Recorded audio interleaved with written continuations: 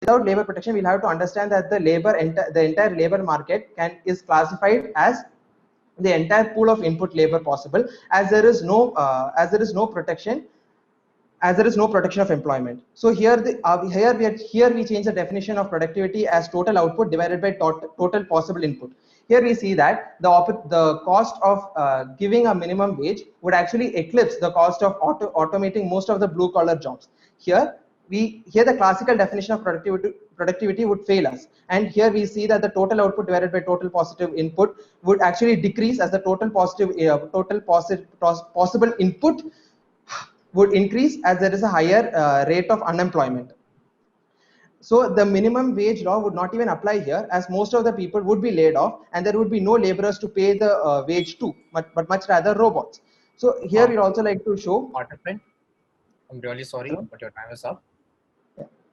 I'm sorry. Yeah, thanks. Yeah, thank you. Points have been noted. Would the opponent team like to raise a point of order or a point of personal privilege? I just have one question here. Did he actually use the word shit in between, or was it just my interpretation? Sorry, I was bit in between by an ant. I'm at home, so I'm really sorry. Okay. Yeah, okay, that was not part of the debate. That was a natural reflex. I'm really sorry. Okay. All right. Yeah. Okay. We'll just move ahead. The leader of the opposition party, the floor is yours. You can start whenever you're ready. Thank you, Mr. Speaker. Good afternoon to one and all. I'll start my speech by explaining one thing about the motion that my Honorable Prime Minister has not been able to define. Thereafter, I will give an example of how minimum wages are set in India. Thereafter, the opposition will explain in which countries minimum wages are there. And thereafter, finally, we'll talk about the efficiency wage theory. So let's first come to the objective, why Minimum Wages Act was brought in many countries. Let's take an example in India. Minimum Wages Act came in 1948. Consequently, that's the year after the British rule ended. This really explains why minimum wages are needed. The basic objective of minimum wages is to stop exploitation of the workers.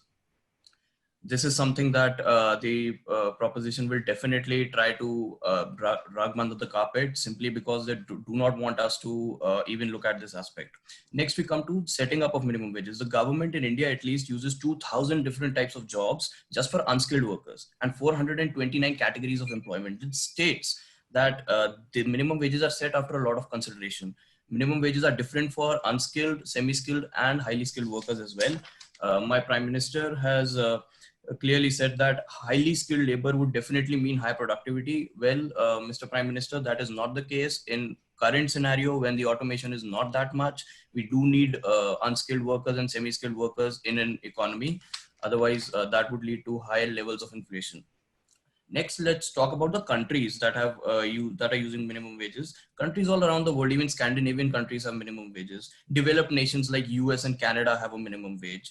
Even countries which are known to not treat their population well, countries like North Korea have a minimum wage. Countries like China have a minimum wage. Why, you ask? It's because they are known.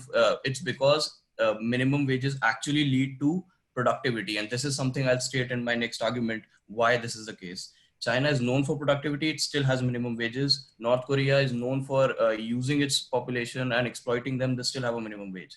My Prime Minister gave the example of France and Singapore. Well, sir, there is a difference. Minimum wage is still there in France and Singapore as well. The ease of business is very different from minimum wage. Ease of business revolves around the registration and the regulations around which a company is having difficulty to enter the market because they have a lot of regulations in registering their business in a country. It does not mean that a company would have a problem with minimum wages set in a country, because even France and Singapore have minimum wages. Now I'll come to the efficiency wage theory. We'll look at, this is a theory that was given by Mr. Akerlof in 1982, which stated that higher efforts response to higher wages give higher efforts. However, the case for vice versa does not stand. This has been proven by the report by the International Labour Organization, the ILO, report titled Minimum Wages and Labour Productivity. The report states that, and I quote, large number of experimental studies have proven that the effect of minimum wages as opposed to higher wages in an individual's firm on workers' motivation has also found to be positive. A large number of reports, research reports, have actually been stated in this literature report.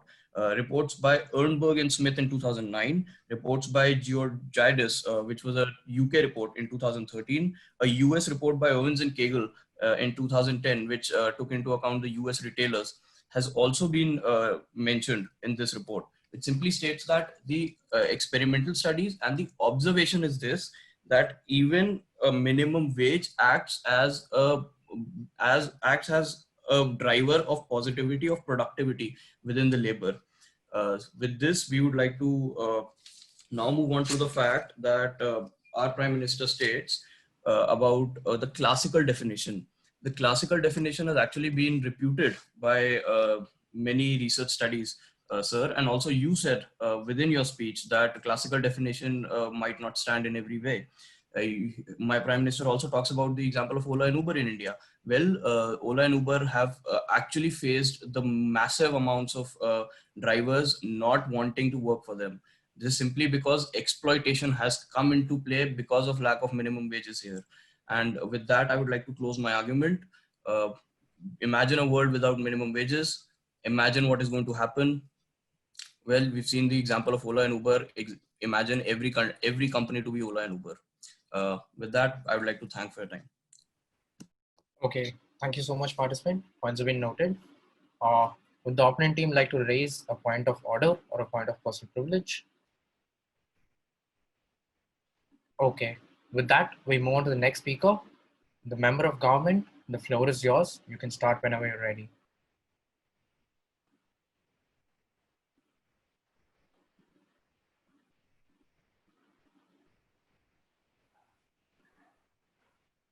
Good afternoon.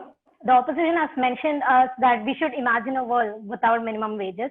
Well, I would like to imagine a world without minimum wages with the example of Puerto Rico, because if there were no minimum wages, there were no strict legislation on minimum wages, that country would not be economically completely debted at the present situation. And what is Puerto Rico? Why am I taking Puerto Rico? It's a country with 3 times more than national average of unemployment. It's a country with, there is no tax by government. The government spends 1/3 of their revenue on education, and yet the number of unemployment is extremely high. The rate of unemployment is extremely high. And if you take one out of 4% is chronically unemployed in the country. And we can all play the victim blaming or the cost effect game with the capitalists of Washington or victims of Puerto Rico to like explain how this is happening. But the actual cause of this can be rooted back to the labor law, the strict labor law that was introduced in Puerto Rico by the US government. And what happened when the rule was imposed there? When even a 25 cents per hour wage was increased in Puerto Rico, it has been shown that there has been a huge number of unemployed workers in Puerto Rico. And the other main thing to notice here is that without this strict, if it was a free economy and constrained by labor legislation, economic production, this country would be labor intensive, and this would have shifted to labor intensive.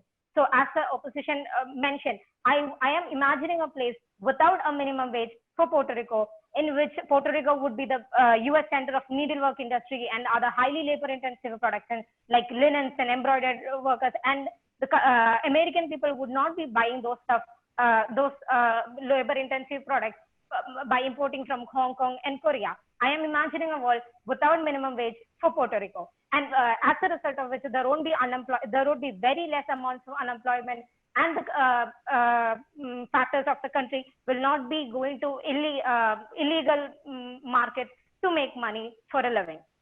And for the next part, the opposition has mentioned in France, there is a minimum wage. Yes, of course, we never negated the fact that there is a minimum wage. There is a minimum wage in France. And I would like to give you some facts about the minimum wage laws in France. The law called SMIC was introduced in 1970 in France, which was a minimum wage law in which the minimum wage changed, or it was changed according to the inflation rate. And what happened in that, you mentioned, the opposition mentioned there is a productivity decrease, productivity increase. Well, actually, the facts say that the productivity decreased from 4.9 in 1960 to 74 to 2.2 in 74 to 82, where I want to mention that the SMIC was introduced in 1970. And what else? And also, there is another big point that I want to note, that when which my prime minister already mentioned, that there is inflation that happens when a minimum wage law is imposed, because the companies will be forced to pay more money to the workers, and as a result of which they'll need to increase their interest or profit, and for that they'll be increasing the cost of their products. As a result, inflation would be happening. And this is the proof that I'm using France, where in 74, the inflation rate increased from 5.3 in 1970 to 13.65 in 1974. In 4 years, that is a really, really high number. And in 74 to 80, we can also say that the inflation remained really high. Till when? That's a big question. And in 1980, the government adopted a comparatively free market model through collective bargaining. And as a result, their inflation rate decreases.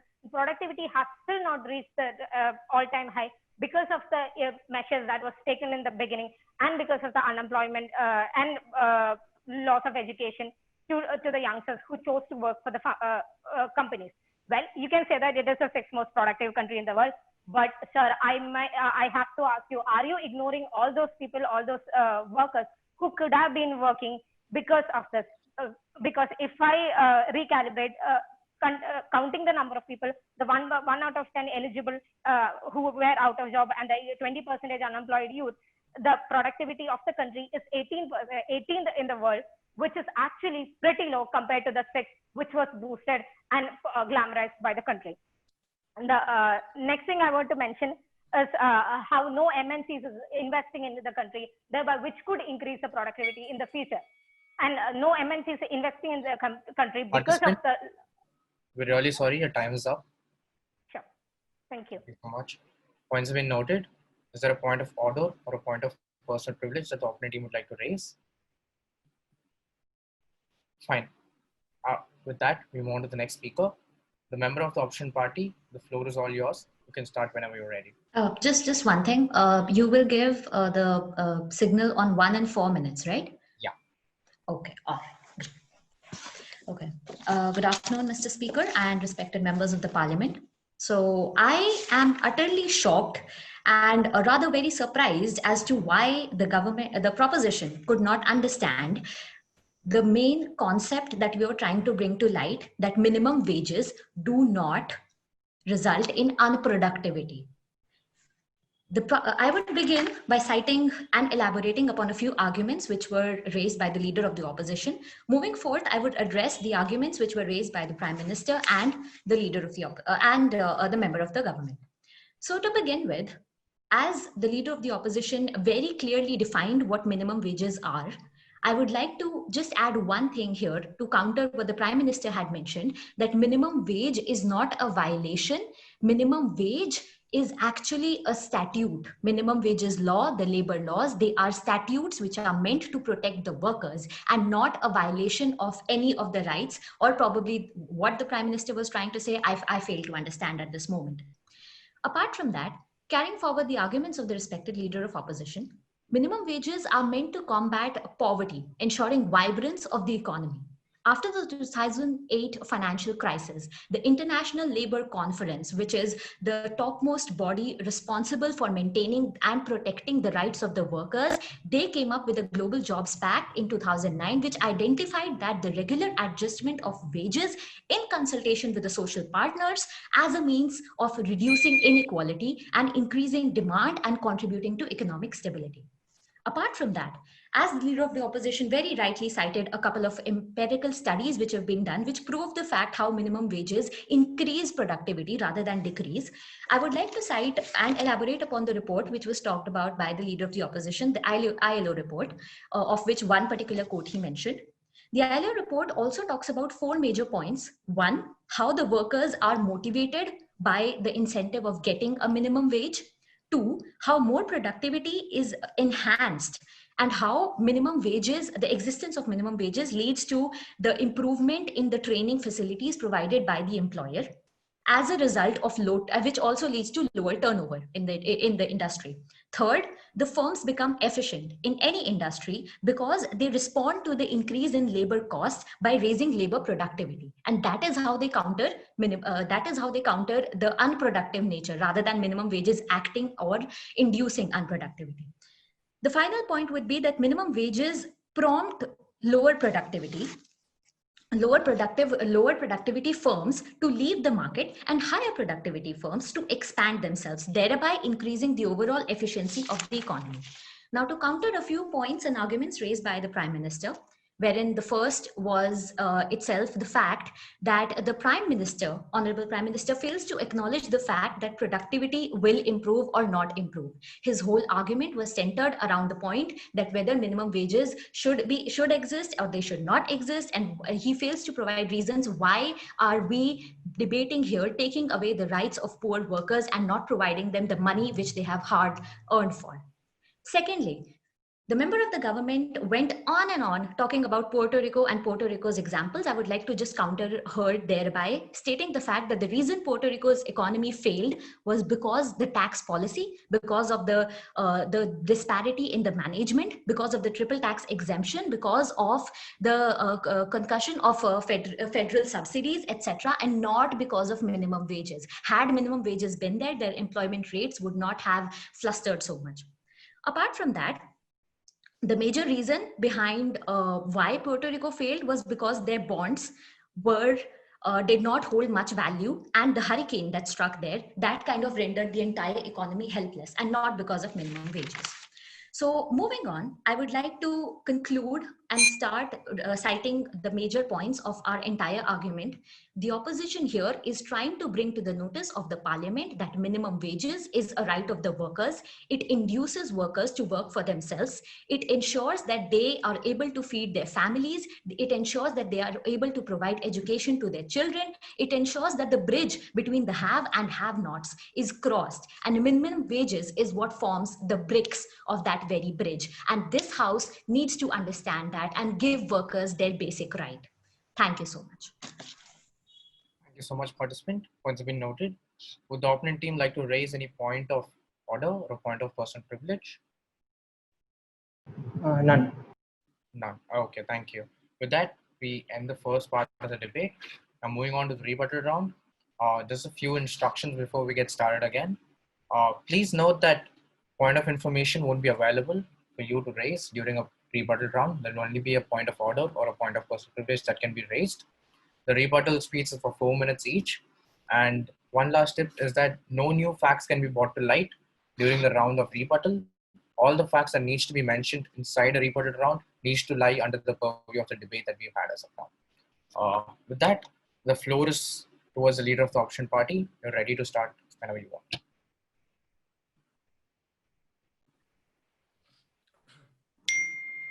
Thank you, Mr. Speaker. I would like to talk about all the clashes that have happened between the proposition and the opposition, and who took the debate in which clash. Whereas, in my opinion, each and every clash that has happened within the debate has been actually taken up by has been actually won by the opposition itself.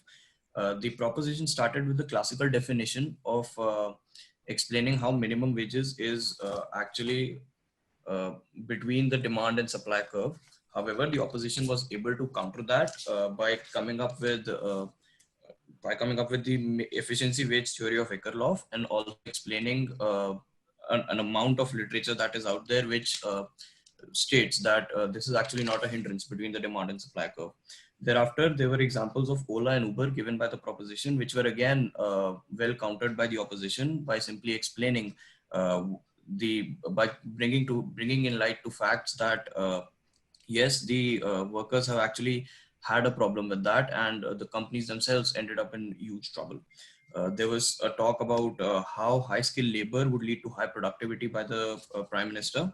However, this was again countered by the opposition by simply explaining that there is a need for different types of labors within an economy, and simply having high-skilled laborers would lead to inflation.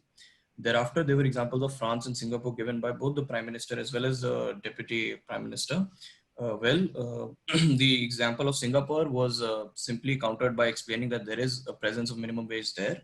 When it came to France, also there was presence of minimum wage, which was not even acknowledged by the Prime Minister in his speech. Whereas when the Deputy Prime Minister started explaining how France's productivity decreased after minimum wage went below inflation, well, this point proves that the proposition does not even have an idea of what they're trying to talk about, because they themselves are countering themselves by simply saying that when it went below inflation, that is when the economy in France went down.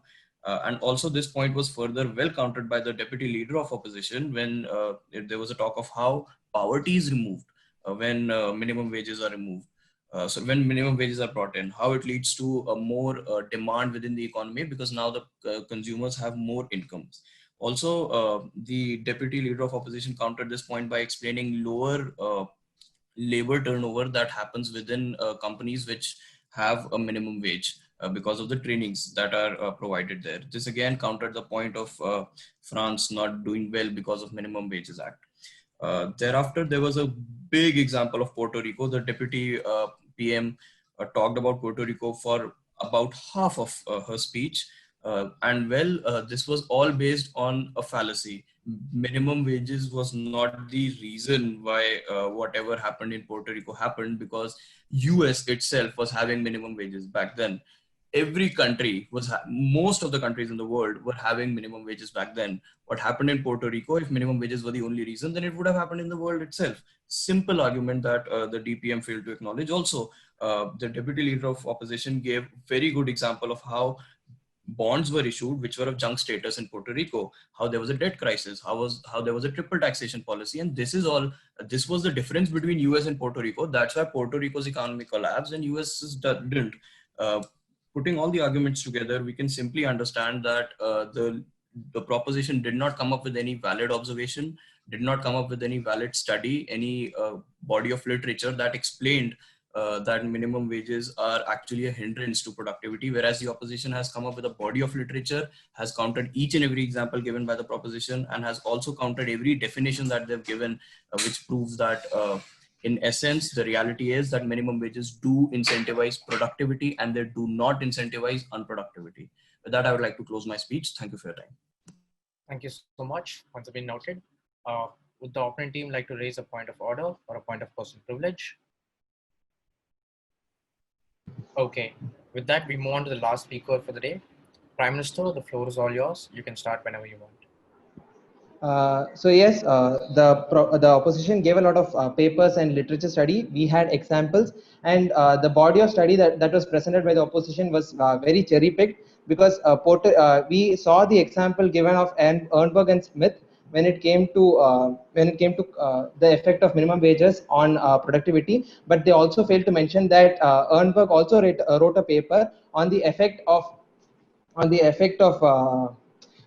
minimum wages on Puerto Rico, and the bonds were then issued to counteract that effect and bring in capital to the small island. So here we have proven their entire point, and hence validated the half of the time that my minister took to reinforce our arguments rather than countering their own. Right, and then here we are also like to show the fallacy that though they were sticking up for the small worker, right, but they were very much in favor of consolidation and higher skilled labor. Consolidation has we have proven by examples of Tyson and Amazon that consolidation would lead to loss of labor, and further the closure of small enterprises, and only leave monopolies and oligopolies. Right. So minimum wages result in unproductivity was proven by our example of France, and I'm sorry that we were not clear, but but I think we were certain that minimum wages were attributed to the inflation, and only when a constant minimum wage was cancelled and a collective bargain minimum wage was introduced, which is a part of the free market economy that we would like to emphasize, only then was France able to recover from the inflation curve that they were on. And collective bargaining has been encouraged by the government as as a tool in a free market economy. This was again reinforced by the facts given by the opposition, that is Ola and Uber. When there was a monopoly and people had to counteract, there was collective bargaining. Therein Ola, Swiggy and Zomato were increasing the price of increasing the salary given to all their employees. Here we have also negated their point. So yes, we have shown that there is protection in collective bargaining, and you cannot compare apples to oranges. And we have also, by definition, shown that blue collar jobs are prone to automation, which was taken up by the opposition and said that this would lead to more skilled workers and lesser turnover. But they failed to mention that this would be preceded by an entire era of unemployment. We have also shown that with that we'd also like to show that yes, there was literature given by Ernberg and Smith, but we gave literature straight from the books of Adam Smith, the guy who the father of economics. So by this, and also the examples given of productivity and minimum wages were of China and North Korea, both of which are notorious for being controlled markets and not free markets, and where the minimum wages are actually not a price floor, but rather lesser than the market value of their labor, which is why they have become the manufacturing hub of the world. With that, the government would like to rest its case. Okay, thank you so much, participant. Points have been noted. Would the opponent team like to raise a point of order or a point of personal privilege? Yeah, Fine. I have a Yeah, sorry. Go ahead. Asking about a fact that they might have stated, or whether they stated it or not, right? See, a point of order is when you state a statement which they made be factually wrong, or when they've gone outside the purview of the topic that's been discussed at this point. So if you would like to raise anything in accordance with these examples, you can do so. Was that clear? I'm sorry, participant voice is breaking a lot. Hello, am I audible now? Yeah, you're audible. Go ahead. Yeah. Thank you so much for explaining. I'd like to raise a point of order to the Prime Minister right now. Sorry, we couldn't hear you. It's like the voice is going back in front. Can you keep the mic closer in case you're wearing a earphone or something? Is it better now? Yeah, much better. But all right, thank you. There are problems with my internet connection. Please bear with me. I'm really sorry. So I would like to raise a point of order to the Prime Minister. The Prime Minister stated that within his rebuttal speech, he stated that they gave the example of Amazon during their initial speeches. I would like to ask, when was it when they gave this example? Because Ola and Uber was there and Amazon wasn't.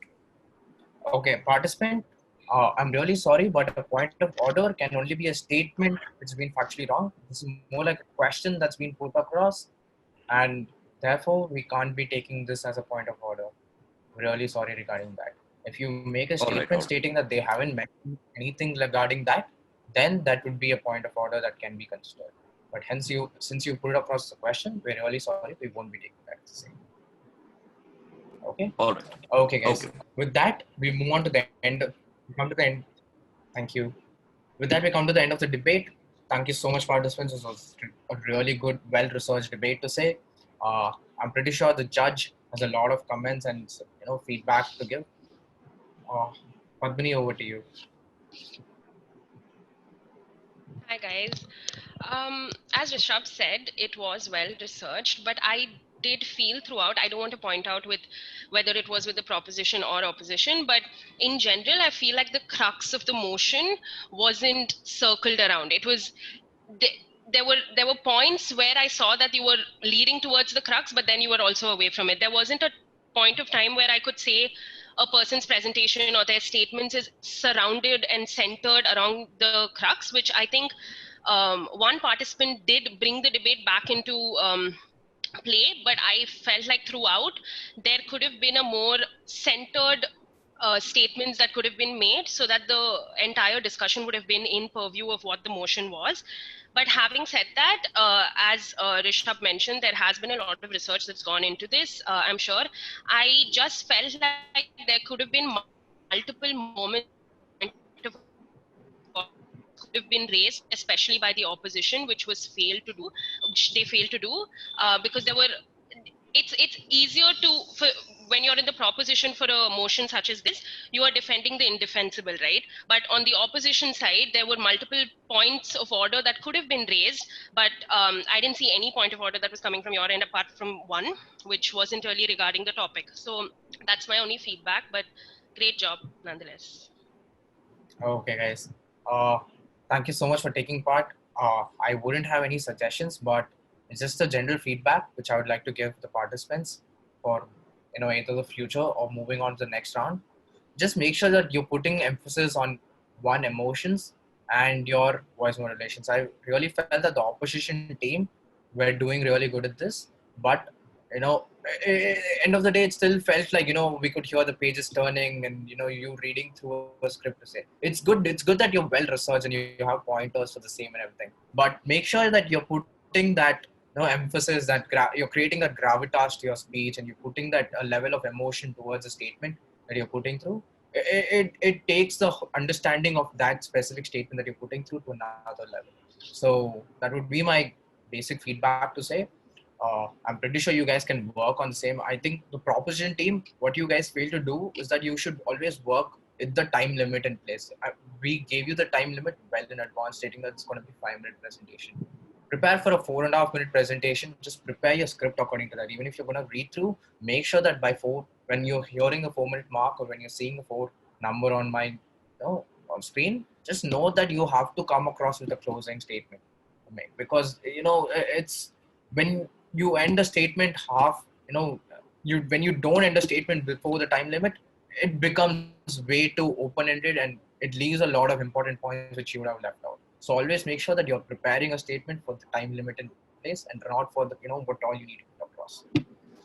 And with that, thank you so much, participants, for participating. I'm pretty sure you guys had a great experience with the same. We'll keep you updated regarding the results. We'll let you know by tonight as to who's gone to the round of the quarterfinals. But thank you so much for participating either way. I hope you all have a great day and stay safe. Take care. Thank you so much for participating. Bye-bye. Thank you so much for having us here. Have a good day. Thank you so much. We had a great time. Thank you. Thank you.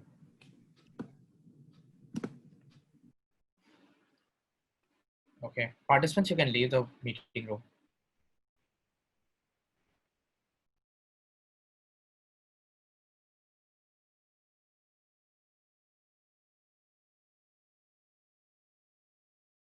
Law of armed conflict as embodied in the Geneva Convention, embodying principles of distinguishability and proportionality in terms of conflict.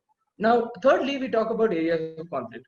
We define areas of conflict where there are active insurgents or active organizations with military grade weaponry and there is a threat to loss of life to civilians in the area.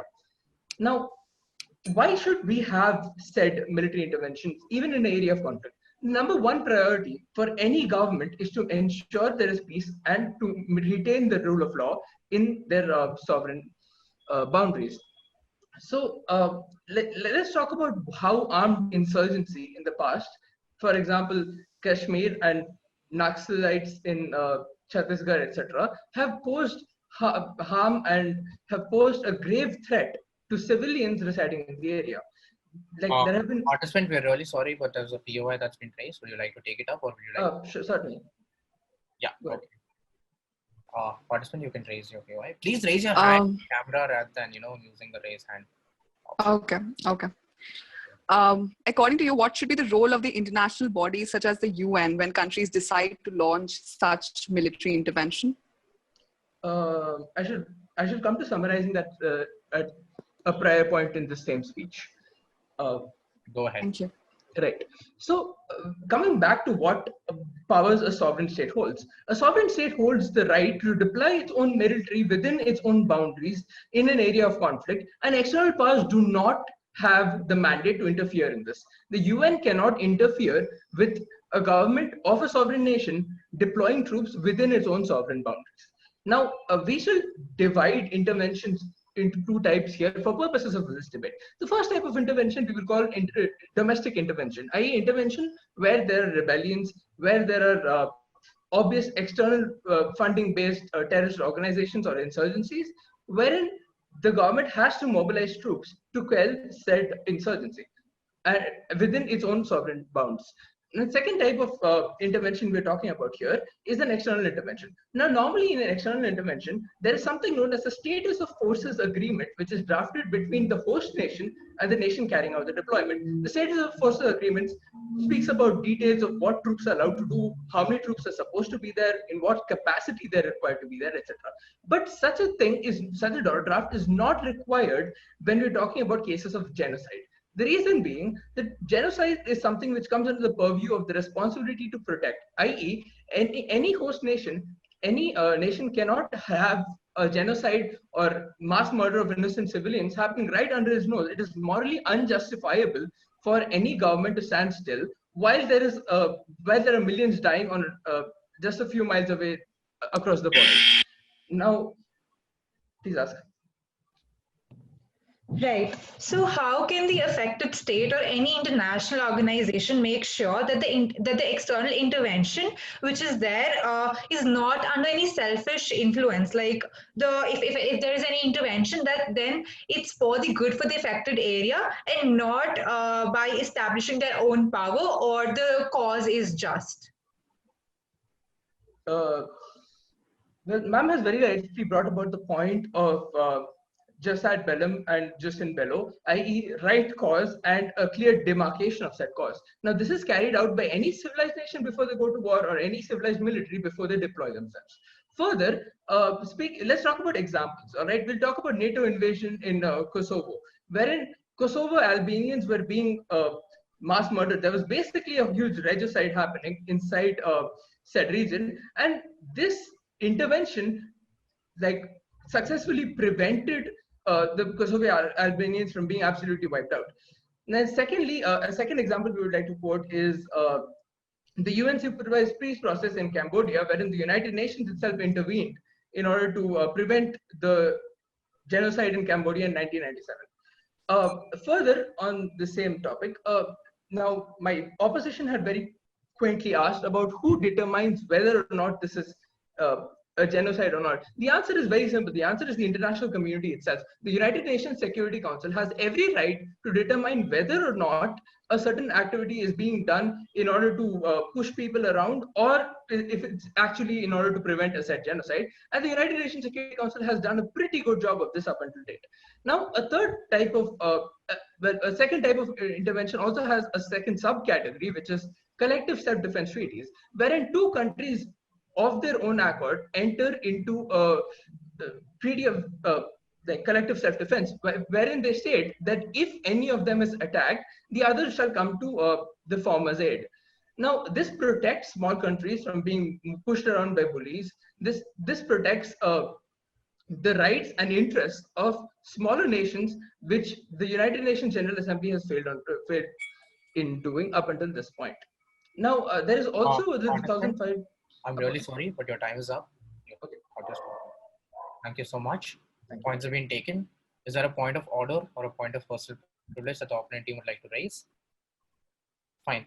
With that, we move on to the next speaker, the leader of the opposition party. The floor is all yours. You can start whenever you want. Right. So it is imperative for international communities to formally assess and analyze a humanitarian crisis before formulating a military intervention response, especially in the light of international legal norms established from crimes against humanity and genocides, as it can be only proven after deployment of war crimes, investigator and peacekeeping military forces to validate these crimes and violent actions. international institutions, particularly the United Nations, in its agencies, military organizations such as the NOTA, has been extensively criticized for their over-aggressive strategies of military intervention by the academia. One principal reason behind their acute criticism is their aggressive strategic maneuvers, violating the traditional concepts of humanitarian intervention within the context of international law, right?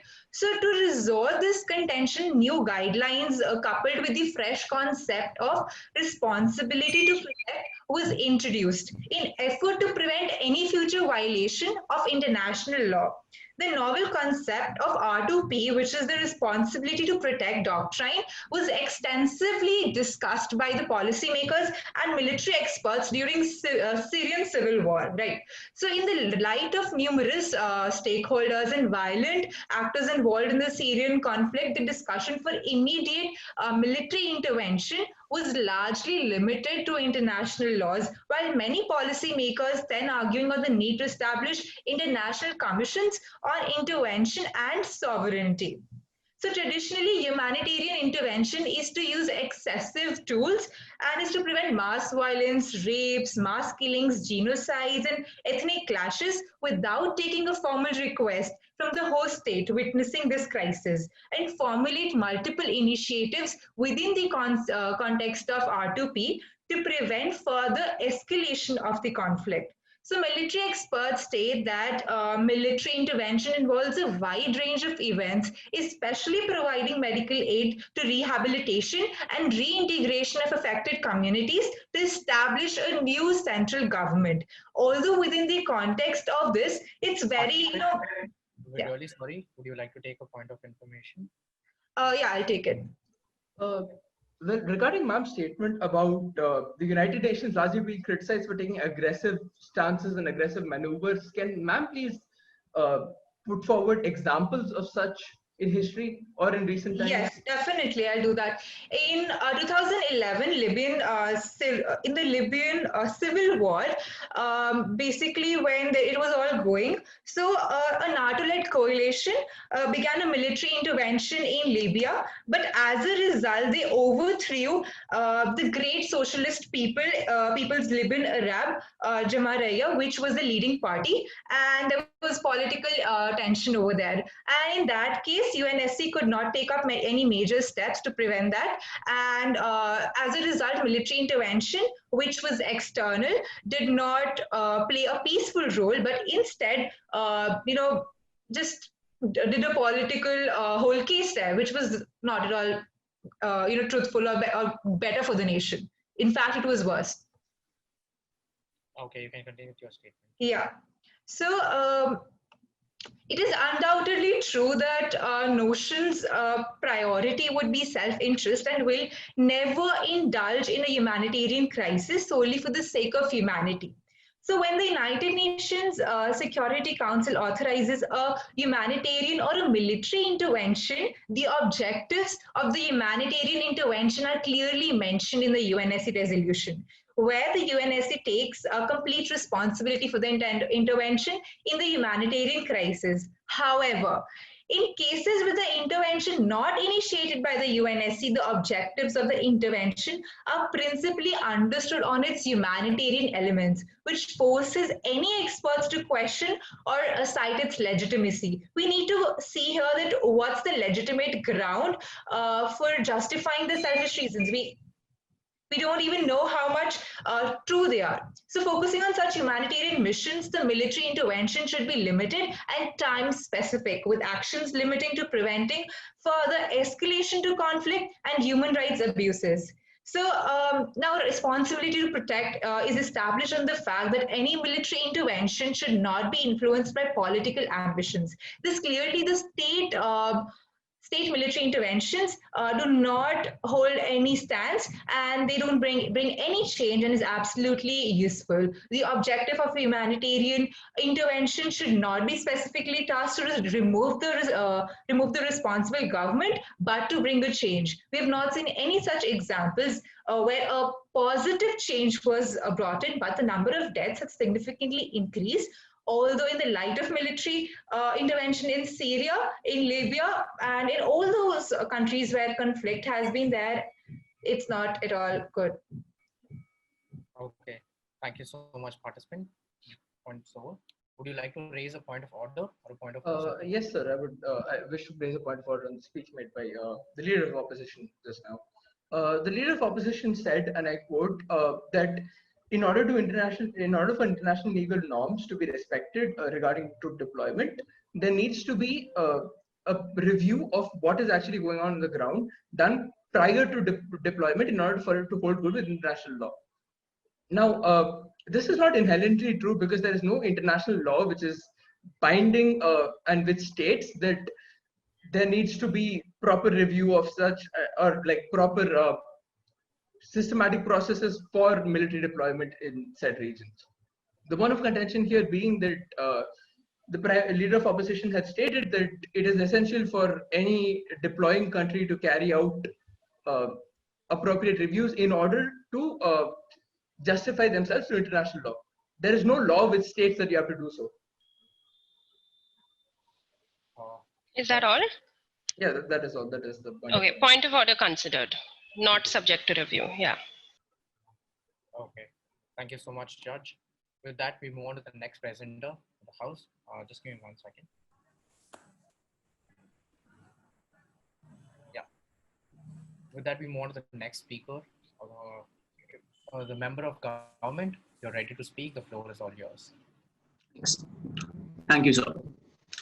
So continuing on what the Honorable Prime Minister stated, I'd like to say that one of the points which was raised by the leader of opposition in her speech was that due process has to be followed by the invading army in order to first extensive reports and opinion should be taken from academia before considering whether it is possible for you to invade or not. I must say, ma'am, what you have not considered here is that time and the timing of the movement of the invasion is extremely crucial in situations where there are genocides or lives at stake.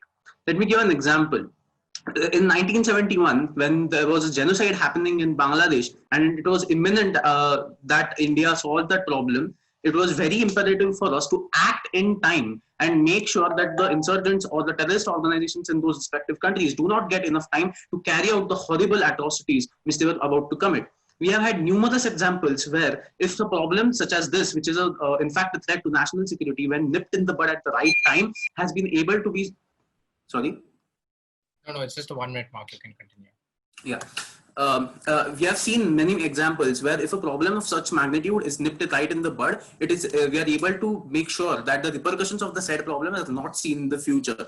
Like the Khalistani problem in Punjab, or the recently we secured a peace deal with the NLF in the northeast. Whereas problems such as Kashmir and the problems such as the Naxal area in India, which have been formed 70 years ago, we continue to suffer because of these problems even today, because we didn't make most of the opportunity which was presented to us back then. Also, the leader of opposition said that when such an invasion happens due to the external army, and even in the cases of domestic fronts, the armies have been known to commit acts of human rights violations. I must tell you, ma'am, that terrorists don't adhere to laws of armed combat. Professional armies adhere to laws of armed combat and Geneva Convention. Also, there are government and law institutions which to which they are accountable to. So even if said violations occur, there are institutions which guarantee that justice is taken forward. But inhumane acts of torture and violence are carried out by these terrorists and insurgents, and there is no accountability on that front. We have seen numerous examples, such as the cartels in Mexico. Yeah, I'll take the point of order. Would one of the participants would like to ask a point of order, point of information, sorry? Yes, I'll do that. So, like as you said that armies, when they are sent, so they follow the rules and guidelines laid by the institutions, right? But when America had put forward their troops in Afghanistan, we always heard that women have been tortured, they've been raped, and the genocide was happening. Every bad thing was happening in Afghanistan at that time. Why didn't the American troops not follow any guidelines laid to them? Because I don't think that these guidelines mean anything to these troops. The answer to your point of information is two-pronged. As I've mentioned before, professional armies adhere to the laws of armed combat, and there are institutions to which they are answerable to. Now, if you're saying that these guidelines don't mean anything to the army, you're basically questioning the integrity and the ethics of the entire institution itself. And ma'am, another thing is that these are professionally trained armies. And I definitely like to say that the instances of human rights violations or other gruesome acts of violence committed by professional armies will be insignificant compared to the terrorist organizations or the insurgent organizations against whom they are fighting. Now, the case which you brought up was the American invasion of Afghanistan and Iraq. That example in itself is flawed because, as we know in hindsight, that the motivations behind that invasion were heavily skewed and there were ulterior motives at stake. But if you consider the examples which I've given before, those of, say, the Kashmir problem in India or the Naxal problem in India, you have to agree that the human rights violations and the atrocities committed by the terrorist organizations far outweigh any alleged human rights atrocities committed by professional armies. So the 2 points, first is accountability and the second is the armed forces adhere to the laws of armed combat. Another point which I'd like to state is that loss of life and dignity of life takes precedence over anything else in today's world. Because these are the principles which are the cornerstone upon which all other aspects of human life are built upon. And that is exactly what these terrorist and insurgent organizations trample upon. It's not just an issue of a land territory, but the entire populace of that region is affected in the worst possible way. And it is imperative on the ruling government to make sure that the rights of the civilians and the rights of the citizens residing in those regions are protected. And that is why they have to act as swiftly as possible to make sure that these problems don't fester and the people of that region keep suffering. Another point I'd like to make is that more often than not, there's an angle of foreign funding which we have to consider. The enemies outside the country usually takes advantage of the internal domestic strife that they have and make sure that weapons and other things are provided to the domestic terrorists or insurgents. And this problem, which could have been nipped in the bud at the earliest possible stage, keeps on festering, and this becomes a severe issue of national security. We have seen examples with, again, Kashmir, with Pakistan clearly supporting the insurgents and militant organizations in the Kashmir region. We have had terrorist attacks targeting not only the army and the central CRPF forces, but also civilian lives have been lost in the process. So the indecisiveness and making sure that you adhere to every possible ideal scenario is not possible in matters of life and death. Also, the other alternative solutions. I'm really sorry, but your time is up. Oh, sure. Thank you. Thank you so much. Once it's been noted. Is there a point of order or a point of personal privilege that the opponent team would like to raise? Okay. With that, we move on to the next speaker. The member of the opposition party, whenever you're ready, you can start with your speech. Floor is all yours. Can you hear me? Yeah. A very good evening, respected judge and members of the House. As a responsible citizen of our nation and the member of the opposition, I would like to address the House and put forward my opinions. The issue of military intervention has been at the forefront of international relations discourse. It has been a highly contentious subject, having impact on millions of people in a number of states and regions around the world. The international actors are yet to come up with a consensus on a set of principles and parameters that define and characterize interventions. Leaders of some nations, like ours, are also trying to justify military interventions. So it is a very important issue. Now, one of the examples of a failed military intervention would be in Afghanistan. Despite its initial success in ousting the Taliban from power, American policy post-intervention has floundered terribly. In the absence of any clear post-intervention strategy, military spending that has far outstripped reconstruction assistance and spiraling civilian casualty figures, the Taliban has found itself regaining its influence among the local population. Spiraling civilian casualties has stigmatized foreign presence in the country.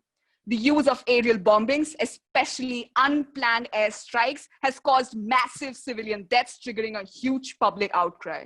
Another major failing of America's post-intervention policies has been a complete lack on its part to engage in any serious state or capacity building in Afghanistan.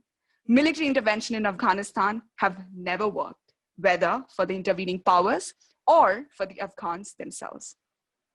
Upon interveners' inability to achieve their initial objectives, they rarely terminate their intervention but commit to further escalation. The Saudi-led military campaign in Yemen since 2015 is yet another example of this phenomena. On 25th March 2015, Saudi Arabia launched an attack on Yemen under the name Operation Decisive Storm, with the announced aim of restoring the legitimate government of Abd Rabbu Hadi after the Houthis and their allies have gradually taken control of the capital Sana'a in between September 2015 and February 2015. The official goal of the intervention was to defend the legitimate government in Yemen and to save the Yemeni people from the Houthi aggression. The Saudi-led coalition expected that its goal will be achieved in a week. On 21st April 2015, the coalition hastily announced the end of the military operation and the launch of the Operation Renewal of Hope to shift its focus officially from military operations to the political process. Several years after the launch of what was meant to be a quick military operation, the Houthis became stronger. Al-Qaeda in the Arabian Peninsula gained more control in Yemen. Yemenis are suffering what may be called the worst humanitarian situation in history. Domestic political costs have been rising in both Saudi Arabia and the UAE, and the Saudi and the Emirates' reputation are suffering badly around the world. Moving on. Is there anyone in India who feels free to visit Kashmir, who has no fear and can just book a ticket and plan a holiday to Kashmir? The answer is bound to be no. Now, the government has always tried to justify by saying that Kashmir has militants, the situation will go out of control, people are against the government, etc., etc. According to government figures, there were 150 militants in Kashmir in the year 2015, but there were 7 lakh soldiers. I'm sorry to stop you, but would you like to take a point of information? I'll take it later. You can't take it later. You can either say yes or no, or you can continue. I'll take the question. Thank you, ma'am. So you spoke about Saudi intervention in Yemen. Ma'am, you seem to be blindsided to the fact that the Houthi rebels who took over northern Yemen seem to have completely grasped control over their oil supply, over their food, and over the very humanitarian aid packages that come in order for the Yemenis to be able to thrive and live through such harsh conditions. Why is it that the opposition only seems to be highlighting what is wrong with the military intervention itself and not what was wrong with the insurgent groups and such at all? Because is it a question or a rhetorical statement? Open to interpretation, ma'am. Okay, thank you. Because the negative side of the negative impact is less than the positive impact by the military intervention. The military interventions, what they did was worse than what was happening earlier. I would like to continue. How much time do I have? You have 1 minute and 5 seconds left. Okay. The sufferings of the people in Kashmir are endless. Women get raped by the soldiers and are unable to even report or file any case. Kashmiris who raise their voice against the government are labeled as terrorists, and that is how they are projected. There are more than 11,500 unmarked graves in the southern valley of Kashmir. At the times of state-sanctioned violence, everything comes under the government. The Indian government controls the media and feeds stories to the general public that diverts their focus. These kind of news keep the other part of the country busy and not think about the gruesome situation in Kashmir. In conclusion, I would just like to say, military intervention is just like waging a war to stop a war. That can never be a solution. Thank you. Thank you so much. Points have been noted. Is there any point of order or a point of personal privilege that the team would like to raise? Okay, go ahead. The deputy leader of opposition raised the question that, in fact, alleged that the army, the soldiers are raping women. Really sorry. Can you please state if it's a point of order or a point of personal privilege, and then state? Yeah, it's a point of order.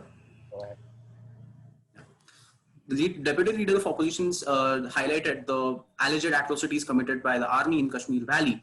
I'd like to ask, why is it that the deputy leader of opposition has conveniently forgotten the atrocities committed by the militants in Kashmir in regard to the exodus of millions of Kashmiri Pandits, the rape of millions of Kashmiri women, and the killings of women, children, and men in the Kashmir Valley, against whom the army is fighting today. Participant, please note that a point of order can only be a statement which has been factually incorrect. What you stated is more of a question rather than a statement which you like to claim that it's been factually incorrect. With that notion, we won't be taking this as a point of order. This could have been a point of information, previous down the line when you had a time to ask. With that, we'll be moving on to the next part of the debate. Thank you so much, participants. We'll be moving on to the next part of the debate, which is the rebuttal. A few instructions before we get started with the same. Please note that it started with the leader of the opposition party, then moved to the Prime Minister. 4 minutes each for each presenter to make the rebuttal statements. Please note that a point of information won't be available for the opponent team to raise upon. There will only be a point of order or a point of personal privilege that the teams can raise. One other fact is that note that all facts, no new facts can be brought under light in terms of rebuttal. All the facts that needs to be discussed under rebuttal needs to exist in the existing purview of the debate that we've had as well. Go ahead. Apologies, sir. Would expanding on an already stated fact be counted? For instance, if one of the participants has brought up a certain instance, can something related to said instance be brought up further in rebuttals? Since we don't know what that instance is going to be, we'll just have to take it under impact as you go about with the speech. All right, fair enough, sir. Okay. Yeah, that said being all, the leader of the opposition party, you got ready to start whenever possible. We'll have a ringer at 1 minute mark and then at a 4 minute mark when your time is up. So you can get started with the same. The floor is all yours. So the government pointed out that twice the opposition not focusing on insurgent groups and only is behind those troops. But let me tell you that the government stated that these troops or these soldiers are under rules and regulations. So if insurgents can do terrorist attacks, then these troops should not, because they come under some rules and regulations. They have some agenda set in mind, and if they don't comply with those stated agendas, then that's a matter of question. Then that's a matter that we should consider.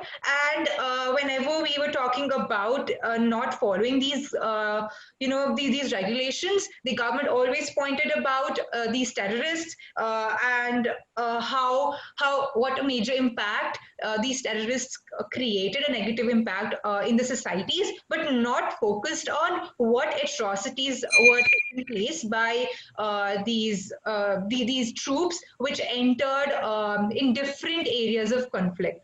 So the state's sovereignty within the context of international law, as I was saying, is a viable element which ensures protection of the state against an external aggression, as mentioned in the UN Charter, and under the prohibition to use of force. These charters are already there, but the question arises that why aren't they being complied to? And if they're not being complied, then there is no use of these interventions. They're absolutely baseless. And experts supporting humanitarian intervention provide humanitarian-centric arguments against the non-intervenistic response from the other state.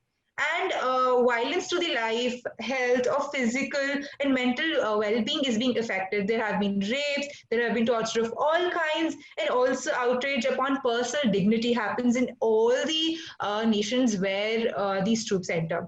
And also, I would like to state an example here. During the Obama presidency, the White House specified mass atrocities and state-induced violence against the populations as a principal reason for Washington's official intervention in a conflict.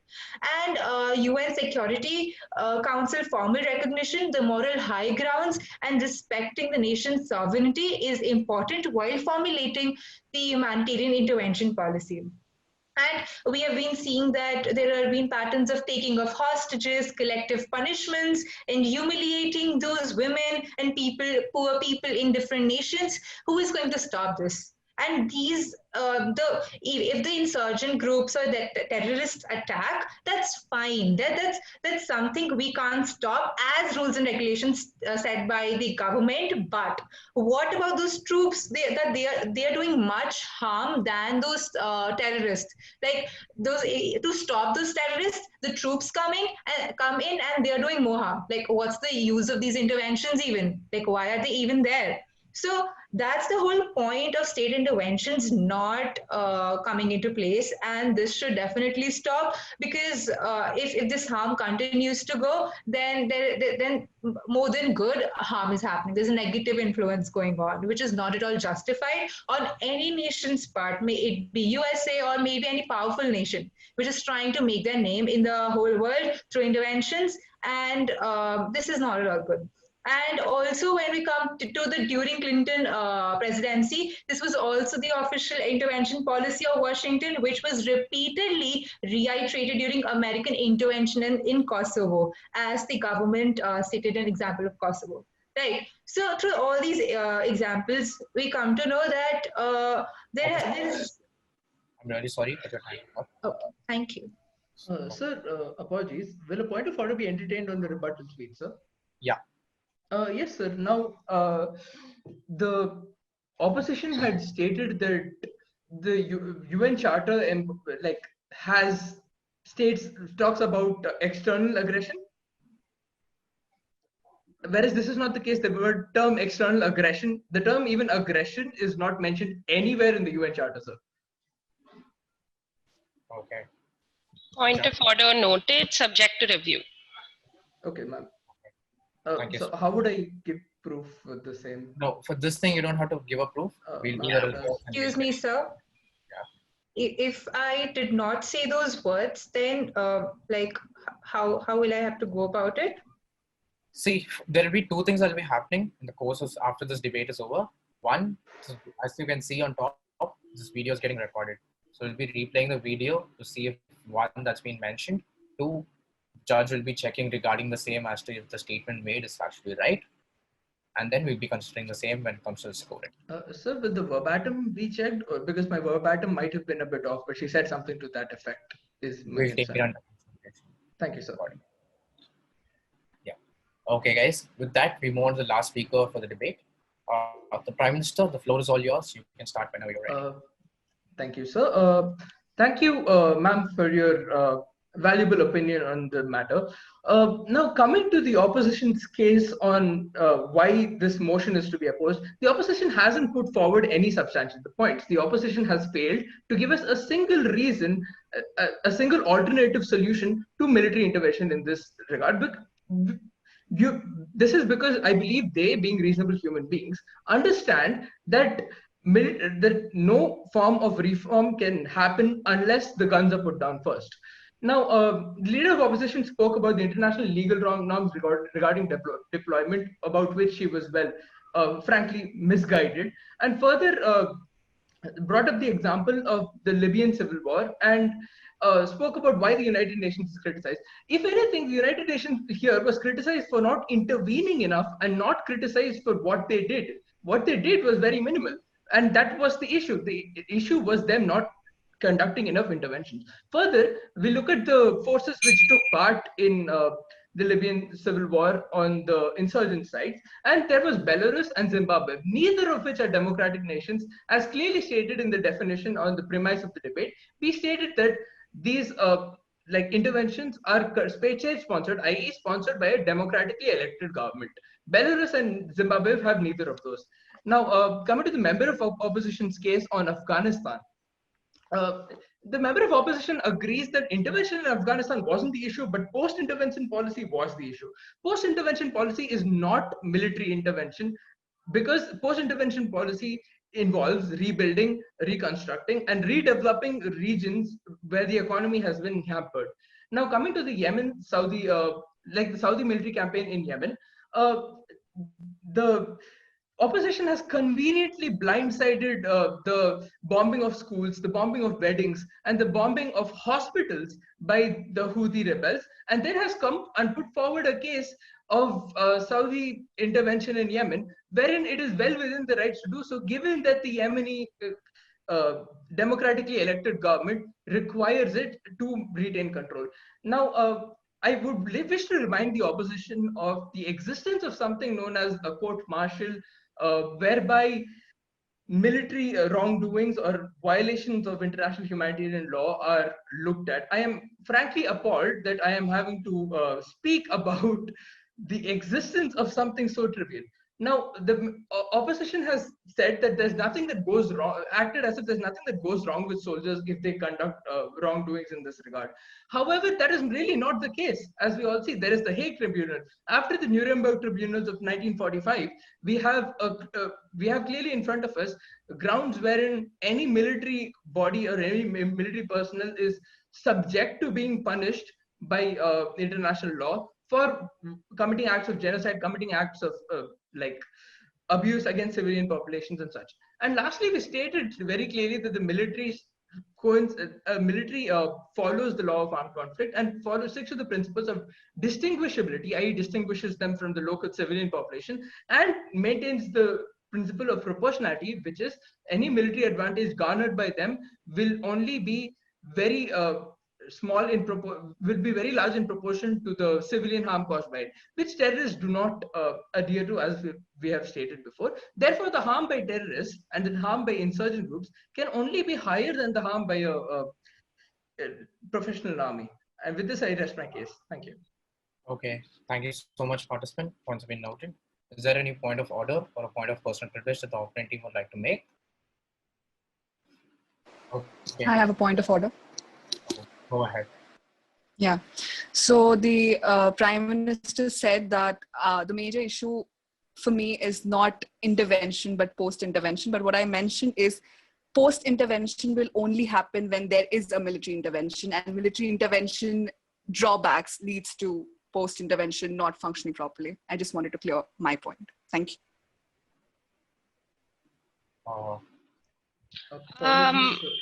I'm sorry, could you repeat your point of order? Good evening, ma'am. Ma'am, the Prime Minister said that, according to me, the issue is not in military intervention, but post-intervention. But in my speech, I clearly mentioned that military intervention leads to post-intervention. And since military intervention has drastic, the negative impact, and that is why the post-intervention does not function properly. So they are both interrelated and not just different things. Okay, opposition party, I got your statement, but subject to the statements made by the Prime Minister, I do not agree with your point of order and therefore not considering. Okay, thank you, ma'am. Thank you so much. With that, we come to the end of this debate. Thank you so much, guys. For me, it was one of the most interesting debates I've heard. It was well researched, well informed. I felt that the level of personalization was also there. And thank you so much for taking part. I'm pretty sure the judge has a lot of comments and feedbacks to give. So, Padmini, over to you. Hi, guys. Yeah, I mean, it was really well researched. I guess I'm not sure how much time you guys had in terms of research, but given the limited time, I'm sure that you put in the effort. But I think what pleasantly surprised me was on both sides, which usually doesn't happen, because when you are on the proposition and you're defending something that is usually not defendable, there wouldn't be a case where both parties are using similar statements to back their motion, which happened in this debate, which is surprising, which with respect to the fact of the humanitarian grounds, both parties used that as a point of defense, which I found very interesting. I just wanted to note that out to you. But in terms of presentation, I mean, in terms of feedback, I feel like certain points of the debate had to be, I think I said this previously also, but certain points of the debate had to be brought back into the purview of like the motion. And based on just reading the motion, if I had no purview of like research, or I didn't do any background work before I attended the session, let's just suppose, if I would just to see the motion, I have a clear idea of how this could have been won, which I didn't see come forth, because it could have been done in just one particular statement, which I thought both parties brought up but didn't emphasize on. right? There was a lot of digression of speech, which I think you can avoid going forward. Stick to the points that you are most confident about. For instance, like the humanitarian grounds on the opposition, right? Stick to those points instead of bringing up points that you can't defend. You can't necessarily defend. Similarly to the proposition, you can't defend things like armed violence by the army itself. You cannot defend it. So stop going into those uncharted waters and start focusing on the facts that you already are so strong about. I think that's my only feedback, but great job. It was nice being part of the debate. Okay. Thank you so much, Judge. On that note, we'll come to the end of this debate. Thank you so much for participating, debaters. We'll keep you informed as to who got into the quarterfinals. And we'll do the review regarding the point of orders that's been raised, and we'll put it across accordingly when it comes to the marking scheme. With that, thank you so much for participating again. I hope you guys have a great time, had a great time debating, and take care, stay safe, have a great weekend. Goodbye. Thank you all. Good day. Bye. Thank you. Good day. Thank you. You're welcome.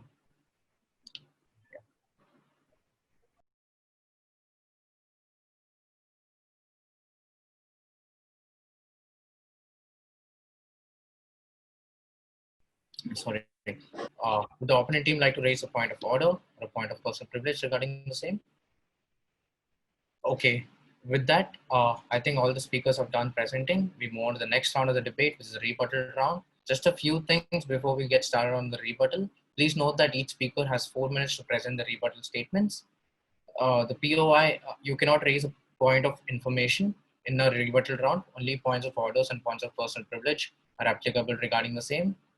Also note that no new facts can be brought under light during a rebuttal round. All the facts that's discussed under the purview of the debate that we've had as of now is only points that only facts that can be brought to light during the meeting, during the rebuttal. So with that, the leader of the option party, over to you. You can start whenever you're ready.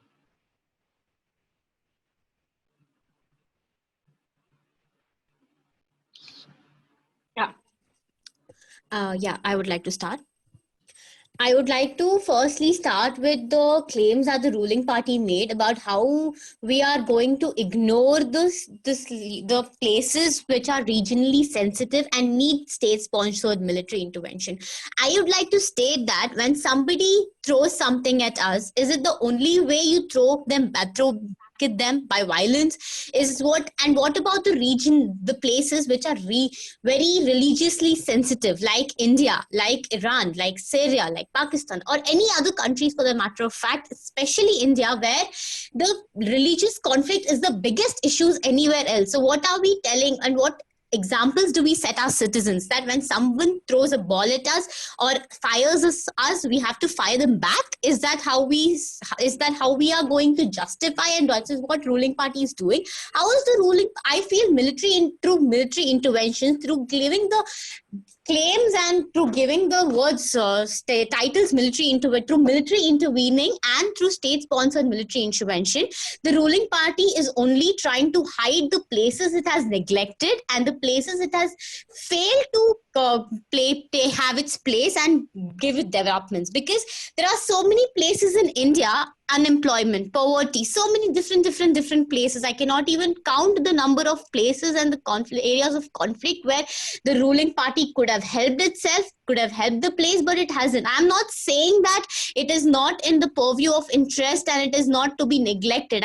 What would like to say that there are ways you handle a situation, and not even to be stated, and most of the military interventions are not even authorized by the UN.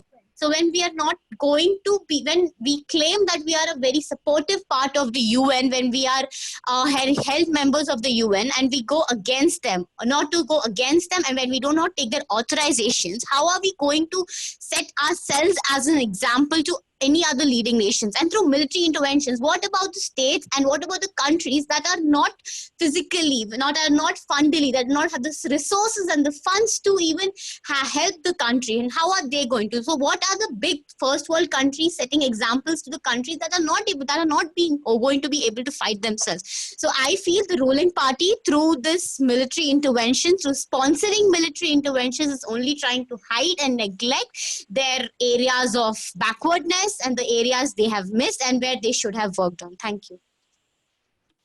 Okay, thank you so much. Points have been noted. The opponent team like to raise a point of order or a point of personal privilege. Okay, fine. With that, we move on to the last speaker for this debate. Prime Minister, you can start whenever you're ready. The floor is all yours. I'm audible? Yeah. Great. I'll start in 5 seconds.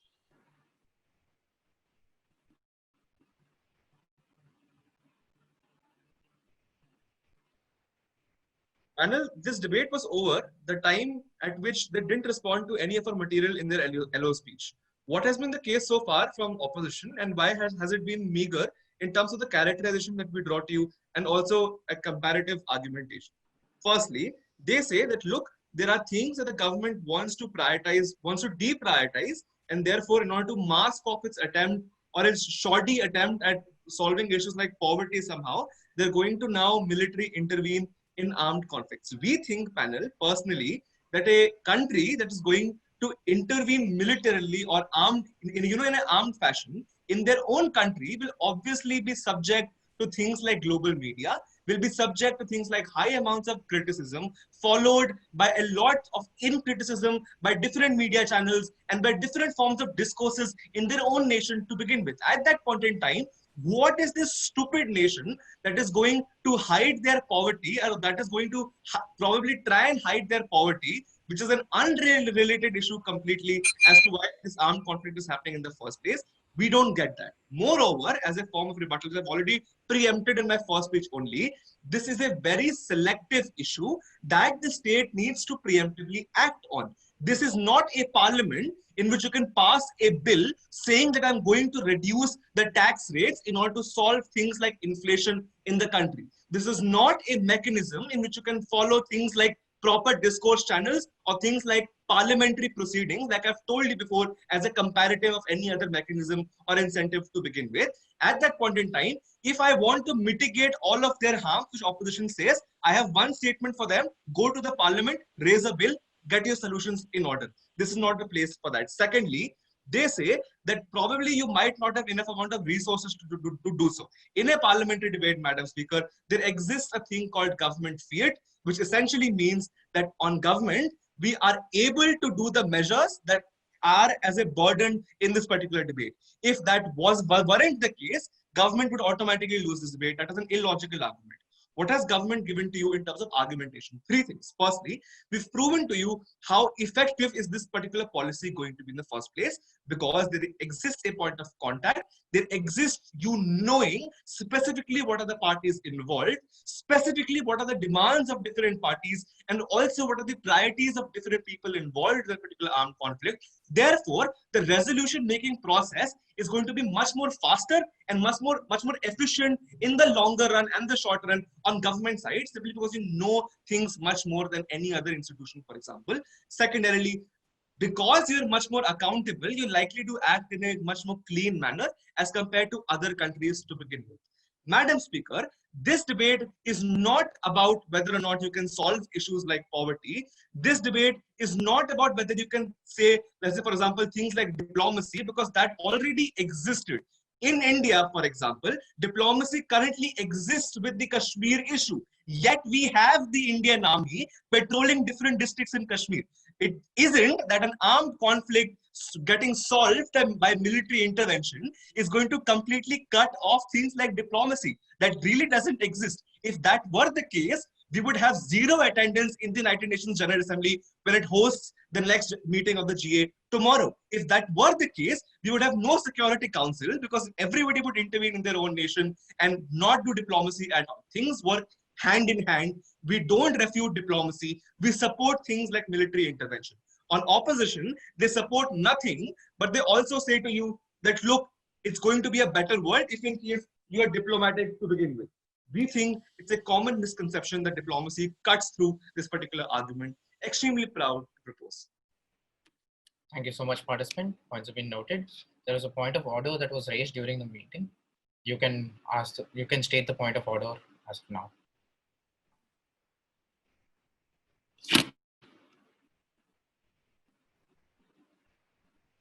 Participant, you had a point of order.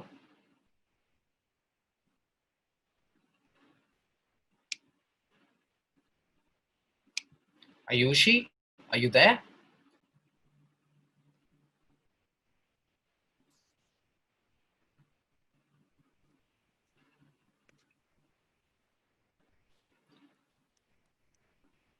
Yeah, Ayushi, you can ask your point of order regarding the same.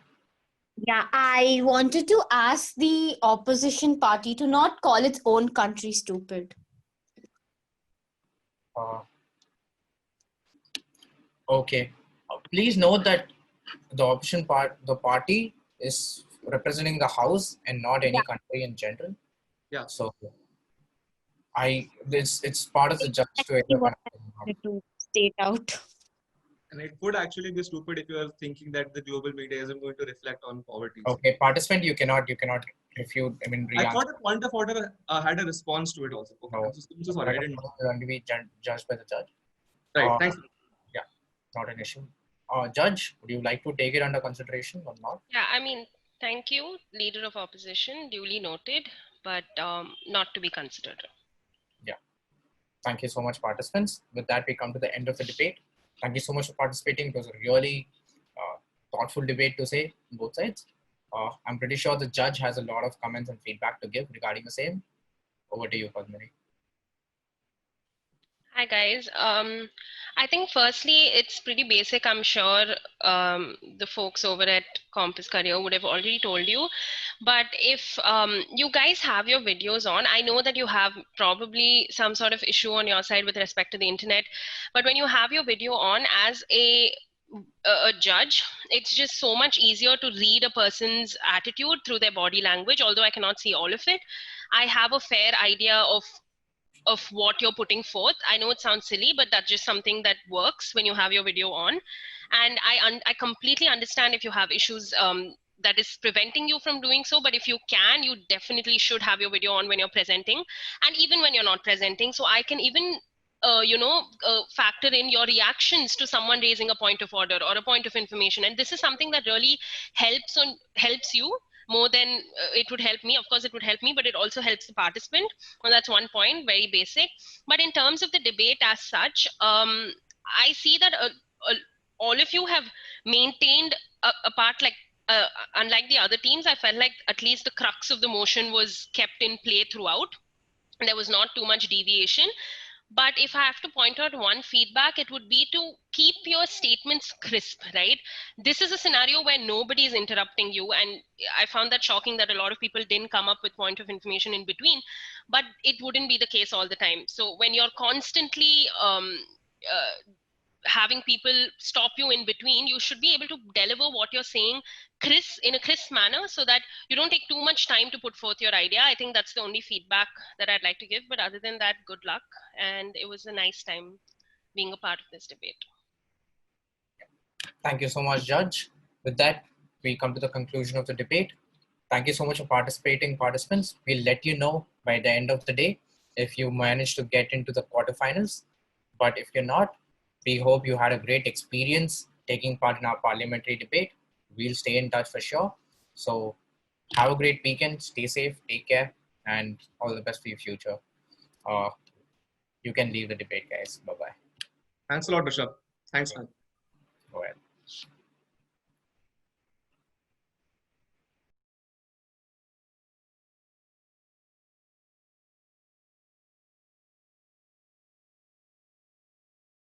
One such is unproductivity in the business, among the laborers, and in the economy.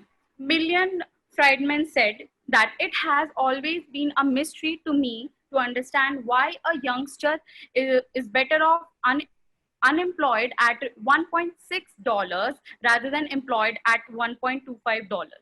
Minimum wage cause unemployment because firms will demand less labor, and firms in labor-intensive industries are affected, and this increases unproductivity in the firm and among the laborers.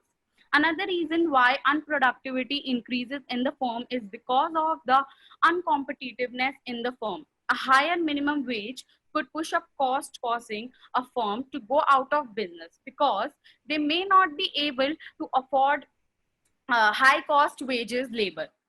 So A higher minimum wage may encourage firms to manufacture from countries where the minimum wage is less.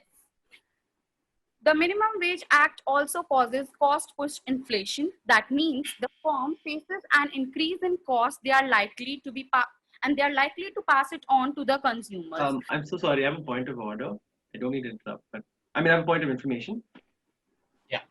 So the president would like to take up the point of information, or you want to continue your speech?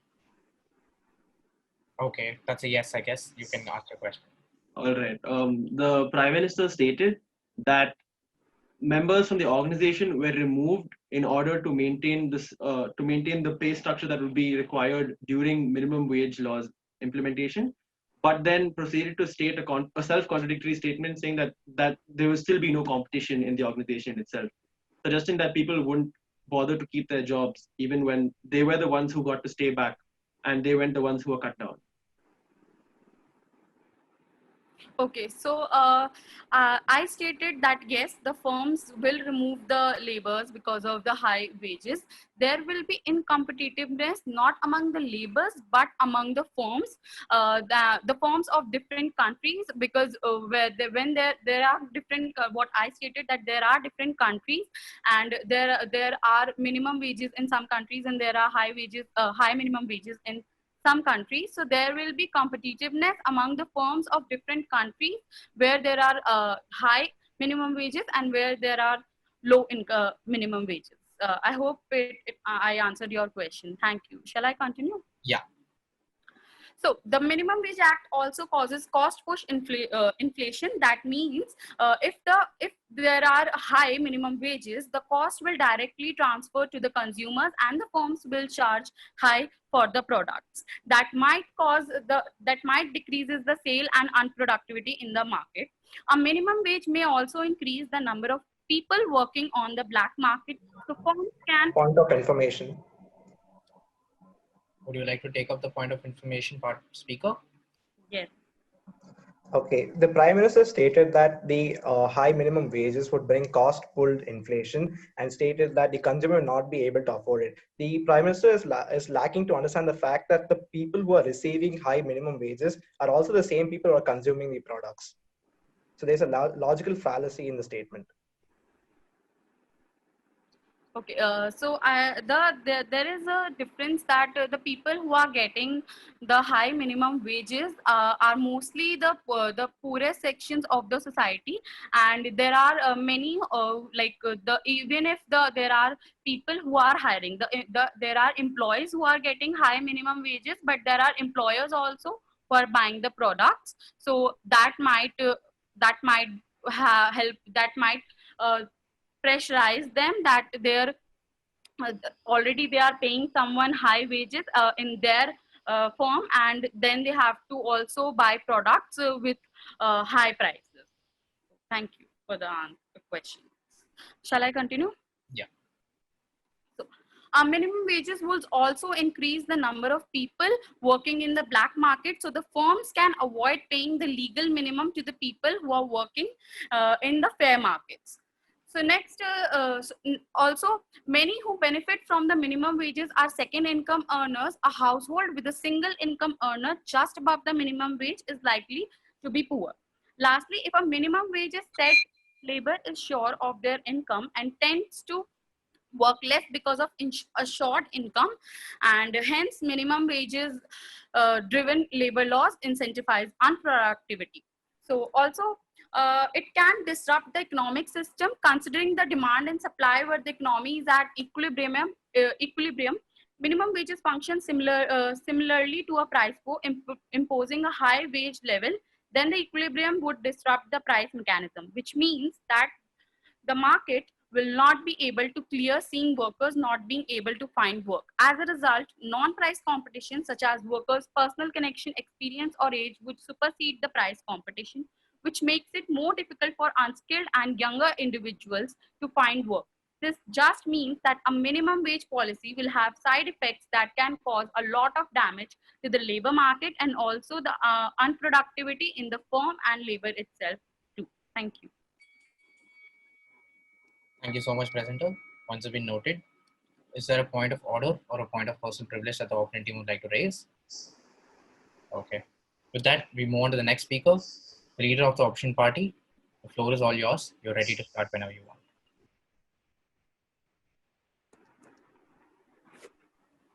193 countries, a couple hundred companies, and over 1 billion people all around the world have flourished only because of minimum wage laws.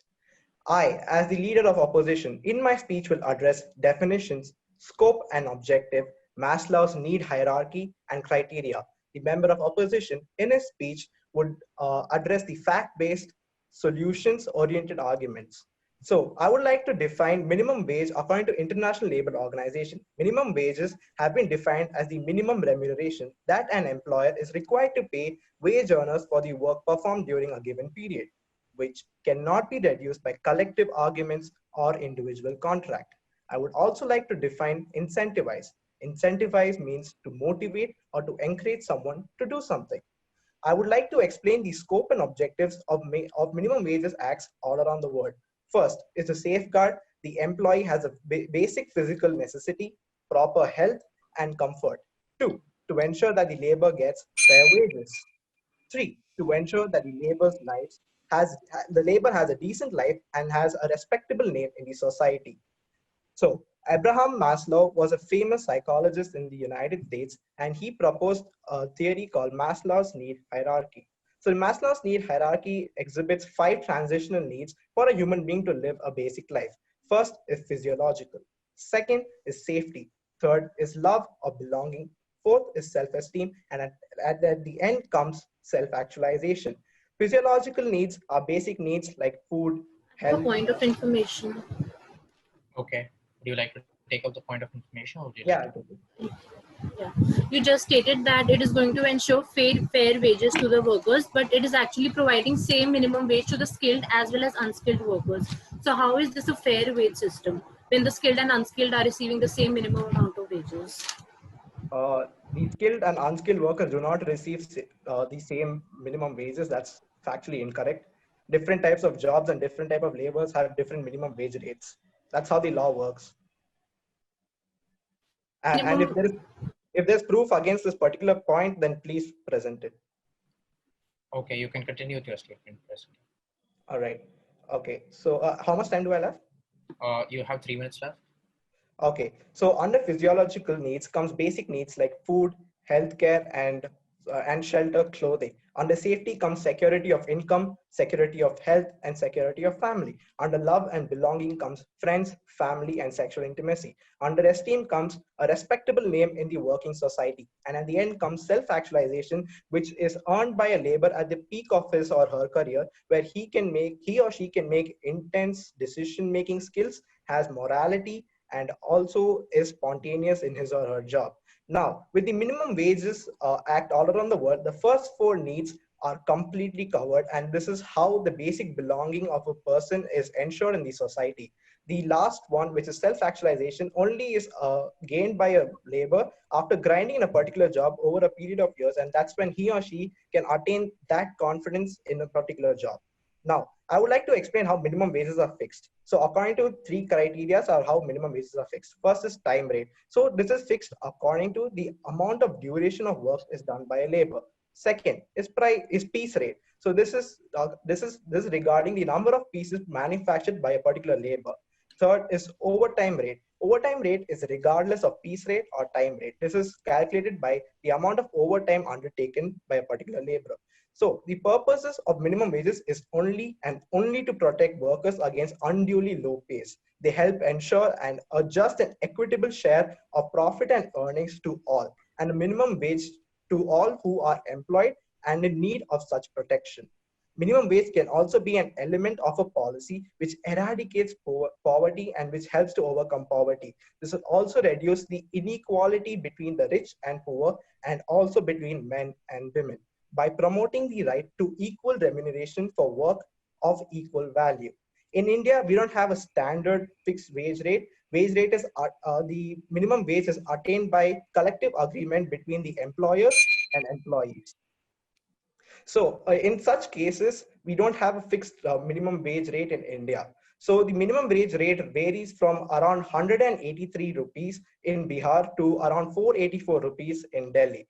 So stating the following facts in my speech, I would like to say that going for the motion that minimum wage acts actually incentivizes unproductivity can be only through sheer ignorance. Concluding by saying that, I would like to say I'm extremely proud to oppose. Thank you. Thank you so much. Points been noted. Would the opponent team like to raise a point of order or a point of personal privilege regarding same? Okay. With that, we move on to the member of government. Floor is all yours, member of government. You can start whenever you're ready.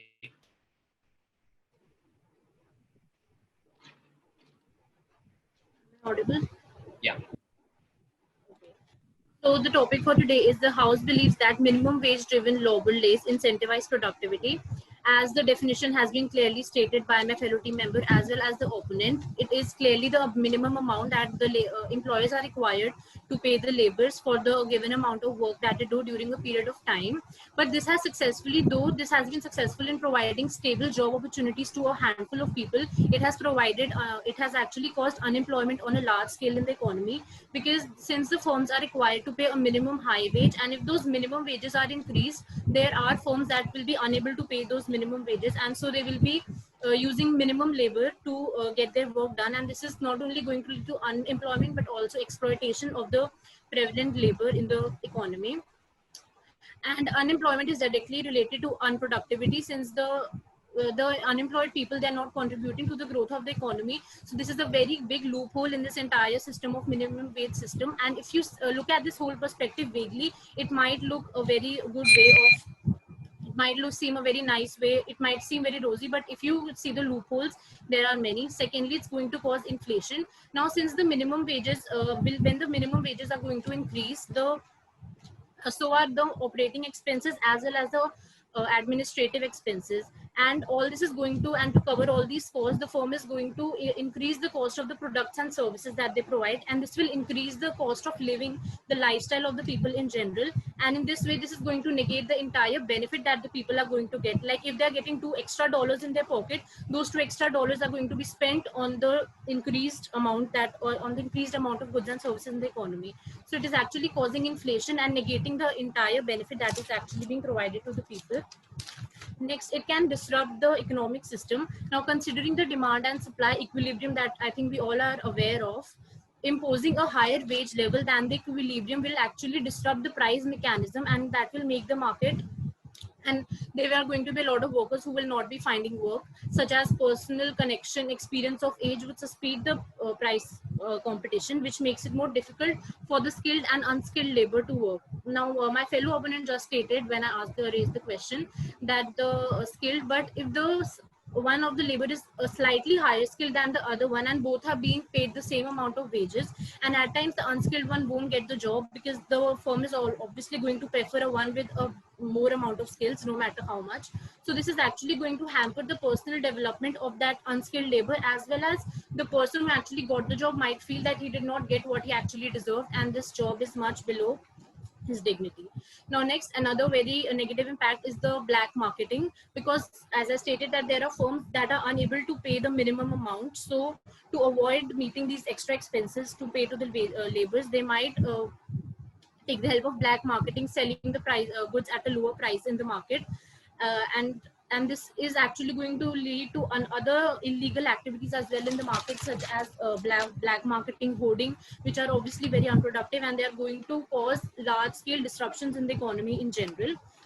And now another disadvantage is that the firms are going to become very uncompetitive because of this minimum wage system, and especially this problem is more prevalent when it comes to global level competition. It was seen in London. There was a case study that stated that in the north and south the minimum wages differed, and that caused regional imbalances in both the states. And because of this, the people were actually not, instead of being encouraged, they were actually demotivated to work for the company and to be more productive. So it's actually a very clear statement that yes, these minimum wages are actually incentivizing unproductivity, and productivity is not being incentivized in any way.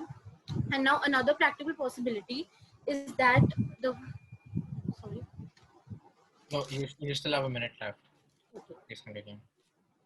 Now when there is now it can hurt the poor. Now the main cause of these minimum wage system is to benefit the poor as well as the increase the productivity of the economy. But if you actually see, it is the second level earners who are getting all the benefit out of this, and it can actually hurt the poor. Proponents of increasing minimum wage often say that it is difficult to support a family with the only breadwinner earning such a minimum wage salary. However, for a minimum wage increase to help such an individual earn more money, he must have a job and try to increase it. But because of the minimum wage set, it becomes very difficult for the labor who is actually set in a vicious cycle of these minimum wages to stand apart from the crowd. And even if he has more skills, he has to adjust with the resources that have been availed, that have been given by the government. And as I stated, it can create unemployment as well, because in a free labor market, the salary rates are going to reflect the willingness of the employers to hire them. And as you can see that the individual productivity is the primary determinant of what the employers are willing to pay. But since the individual productivity is going to reduce, even the employers' willingness to hire the labor is going to decrease. And all of this just points in one direction, that it is a highly wrong statement to say that it is providing productivity in any way. So I'd like to rest my case. Thank you. Thank you so much. Points have been noted. Would the opponent team like to raise a point of order or a point of I have a point of order. Go ahead. The speaker in her speech quoted my speech. Is that allowed? Because that's only allowed in rebuttal, as far as I know. I think that's, if she had made a statement regarding the same and she was factually incorrect, then it might have been taken a point of order. But if she was referring to something to restate the same, I think that's fine. All right, agree. Okay. With that, we move on to the next speaker, member of the opposition party. The floor is all yours. You can start whenever you're ready. Am I visible? Yeah. Good evening. In order to support the arguments put forth by the leader of the opposition party, I have with me 4 factually backed reasons as to why we believe the minimum wage labor laws do not incentivize unproductivity. Now, these are factually backed by the International Labour Organization, which is an official undertaking of the United Nations. Fact number 1, it increases motivation amongst laborers. Now, Owens and Kaggle conducted research in the United Nations, in the United Kingdom. And through this research, they understood something called the efficiency wage theory. So basically, according to this theory, the more you pay an individual, the higher their productivity level is. So when the minimum wage was introduced in the UK, the level of productivity increased in almost every low-paying firm or every low-skill firm. And not only was this because of an increase in motivation, the overall productivity increased because now that the people were self-motivated, there was no reason for a higher level of supervision. So investment in supervision was reduced. Bringing me to my second point, there is lesser turnover in organizations. Employee turnover is the amount of people who leave the organization on a regular basis. Because of the introduction of minimum wage, the number of people leaving the organization reduced, and thus companies saw it fit to introduce programs of training wherein they enhance the productivity of the individuals working in that organization. By this, all the low-paying sectors throughout the UK, throughout Scotland, and throughout Ireland, and 3 other nations that I can't recall the name of, increased the amount of productivity. This brings me to my third point.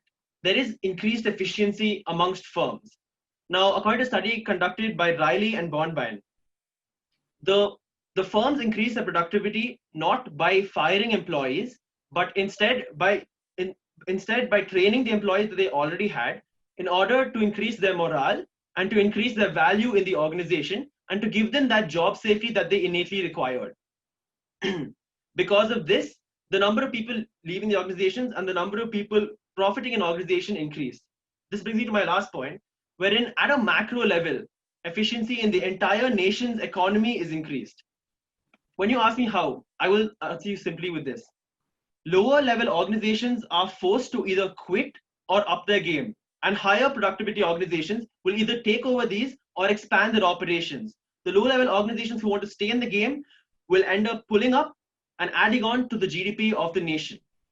This is proven by a study conducted by an individual named McLaughlin.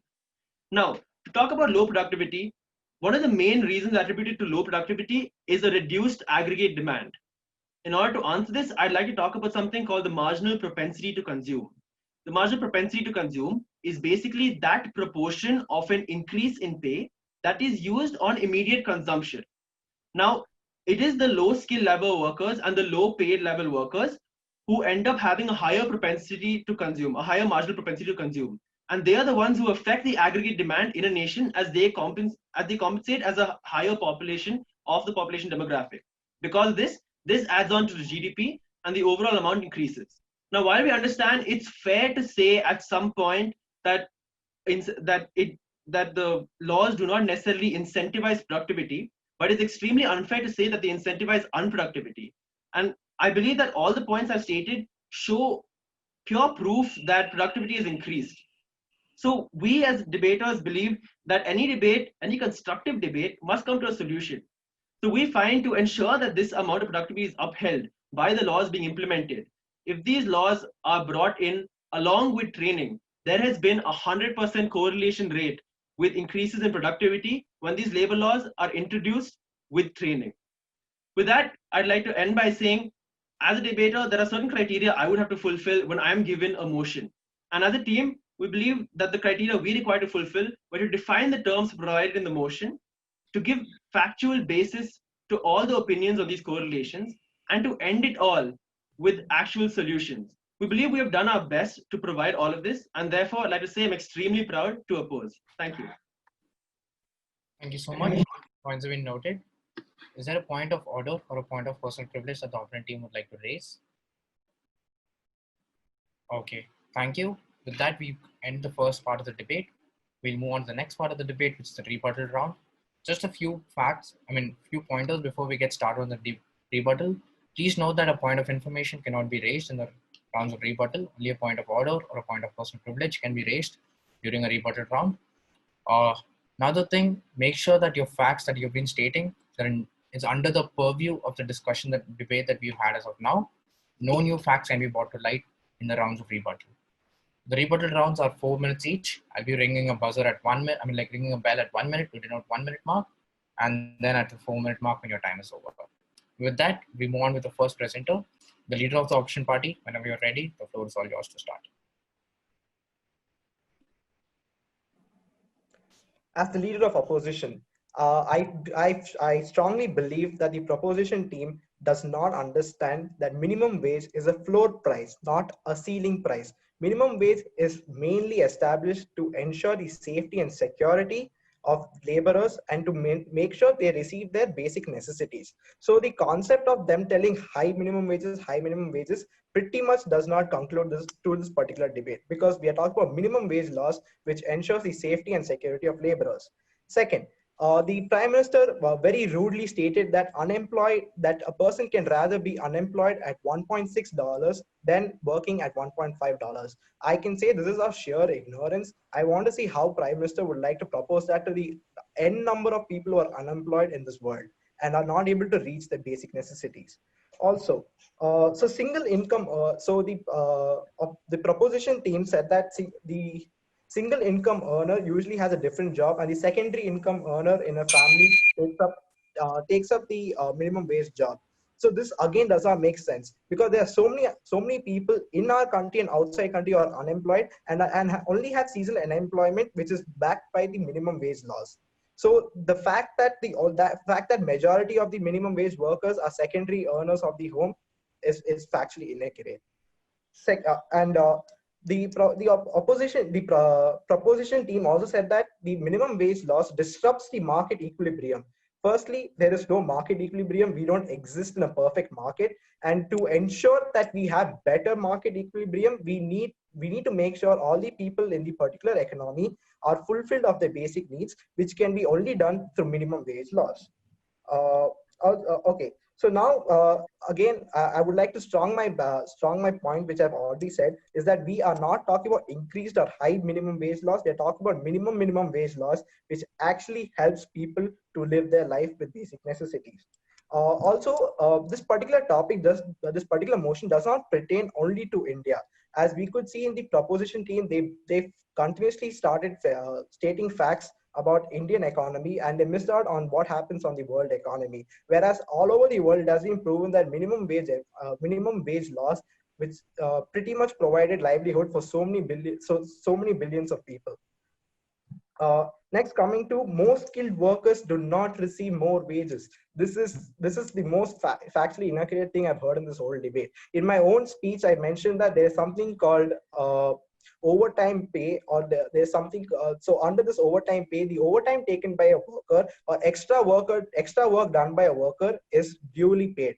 So that means if a worker who is higher skilled, which directly means that he or she will be producing more amount of work, will be paid more amount of money than a person who's less skilled than him or her. So the whole fact of unskilled or less skilled pretty much doesn't make sense here now. Also, the whole one thing which I came to notice is that the whole speech made by both of the people from the proposition team is based on an utopian non-capitalistic world. This is completely not possible. In a particular market we have in our country, we cannot expect perfect economy. They are talking about an economy which is something like a barter system. That is, we give 1 kg of rice and we get 1 kg of wheat. But that's not how it happens. Because people are lacking basic necessities are why minimum wage laws have been brought into existence. So with that, I would like to say I've duly completed my rebuttal, and thank you. Thank you so much, participant. Points have been noted. Is there any point of order or a point of personal privilege that the opponent team would like to raise? Okay. With that, we move on to the last speaker for the debate. The Prime Minister, the floor is all yours. You can start whenever you're ready.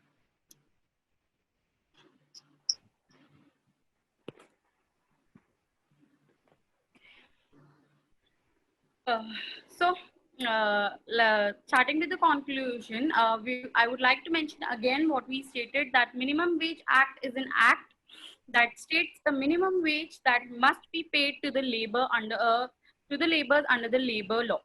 It was established with a view to increase productivity and decrease poverty levels among the poor, but the act has failed to lower the poverty levels and even incentivize the productivity. As my opponent stated, that it does not affect the market equilibrium, as that was stated by the government and my fellow member, that it do disrupts the market equilibrium. As we mentioned, that it increases the minimum wage system increases the inflation, and that hence the demand for the products decreases, and thus it disrupts the market equilibrium.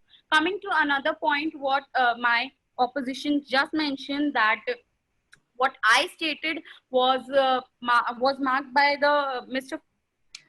Winfield, that a person at $1.6 is unemployed is not better off, is not better than the person employed at 125. What I meant to say and what was stated is that a person is employed, the firms fire the person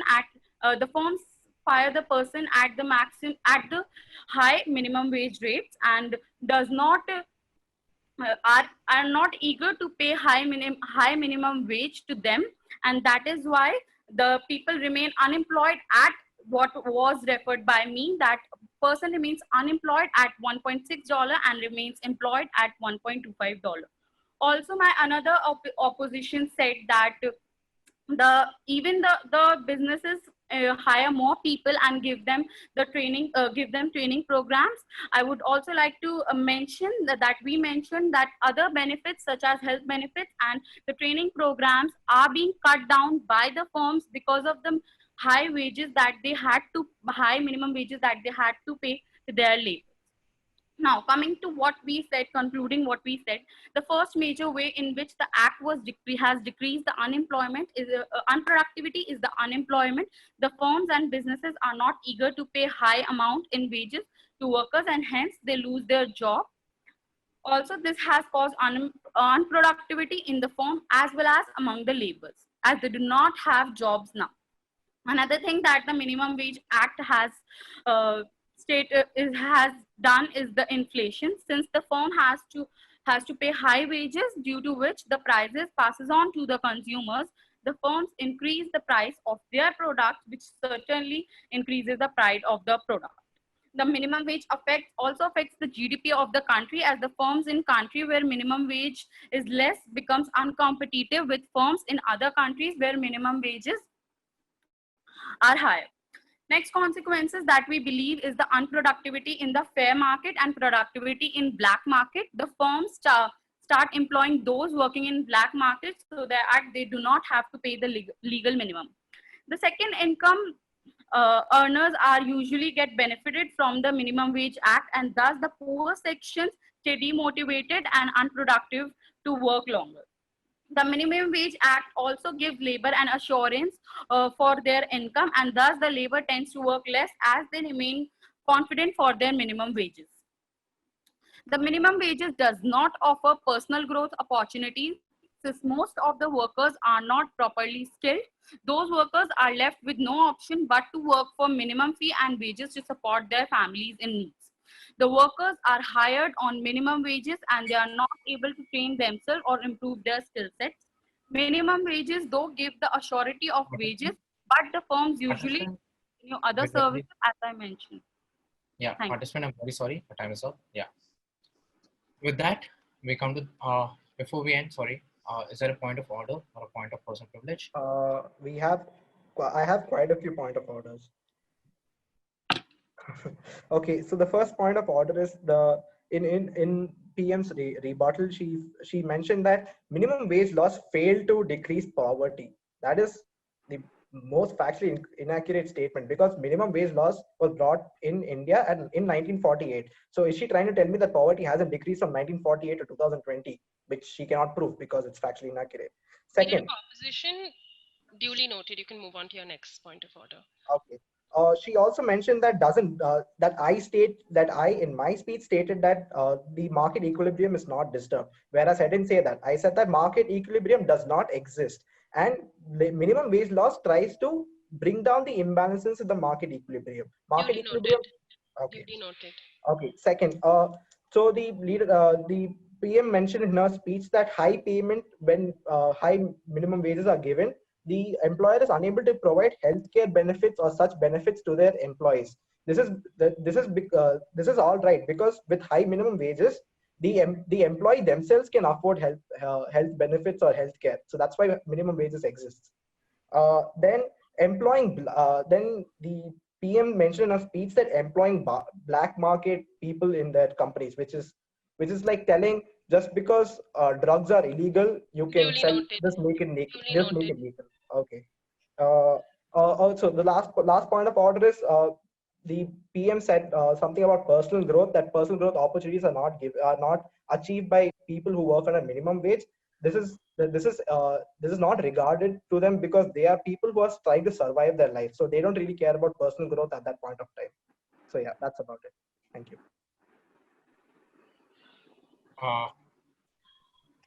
Yeah, go ahead. I just have one point of order. We were instructed that the rebuttal would solely be a rebuttal of each other's speeches, but after about the 1.5 minute mark, majority of the Prime Minister's speech was sort of incorporating new points in her speech, which is unfair to us because when we follow the rule. Yeah, what we'll do is we'll take it under review. If she's brought across any new points, the judge will be duly noted regarding. All right, thank you. Okay, guys, with that, we come to the end of the debate. Thank you so much. One, I had a really interesting debate. I'm pretty sure you guys both teams had a good experience regarding the same. And Judge, I'm pretty sure you have a lot of suggestions and feedback to give. Am I audible? Yeah. So I have a couple of points, actually not couple, maybe two, but usually when you're defending the indefensible, which is in this case, the proposition was doing that, it's important that you don't leave room for ambiguity, because you're already starting off on a sort of tilted scale. There's one party, any motion is always going to be such that one party, before the debate even begins, is going to have the upper hand before they even start speaking, which means when you are on the side of the indefensible, you need to make sure that your statements are not too ambiguous, such that it gives an opportunity to the opposing party, in this case the opposition, to cross question multiple times. So that's one point. another point was with respect to point of orders, right? So I noticed that across teams, there seemed to be a sort of pattern where these point of orders are not raised, and instead during the rebuttal, it's brought forth saying, hey, the prime minister had said so and so, the leader of opposition had said so and so. Instead, if for it to be fresh in the memory of the audience as well as the judge, as the panelists and the speaker, it's important that you raise it once the presentation is done. If you raise it then and there, it would be easier for a person, for a layman or a person who's an audience member, to understand what you're correlating or what you're negating, and instead of just bringing it in during your rebuttal. And I noticed that this time. What else? Yeah, I think that's about it. That was two feedbacks that I wanted to give. I have one question, ma'am. I'm sorry if I'm taking up too much time, Rishabh. So you made a very valid point. I just want to know that when we end up using our points of information to bring up what we feel about what they said, how do you suggest we fill up our rebuttals with rebuttals? You know, as in, how do we make sure we have enough content? Is what I mean. I understand. So I get it that during the rebuttal, you need to have, because the name suggests that it is a rebuttal and you need to be talking about or refuting the points that have already been made. I get it. Maybe a part of it could be that. But in the rebuttal, what I'm trying to wrap my head around is, hey, wrap this up. Tell me the conclusion. You know, like bring the whole discussion into closure. Although it's not the conclusion or it's not named as such, by the time it leads to the prime minister who's making these last comments, I would like to get a sort of closure to the entire debate and sort of what you did by providing these solutions and all of that. But I get what you're saying. If you already raise it during the point of order, how do you refresh it? You can probably raise it during the point of order and say, hey, what they said was factually incorrect. Or during the point of information saying, hey, could you give me a little more information on this? And then in the rebuttal, you can sort of give a advanced version of what you had raised in the point of order. Because a point of order is for 15 seconds. And in your rebuttal, you have 4 minutes.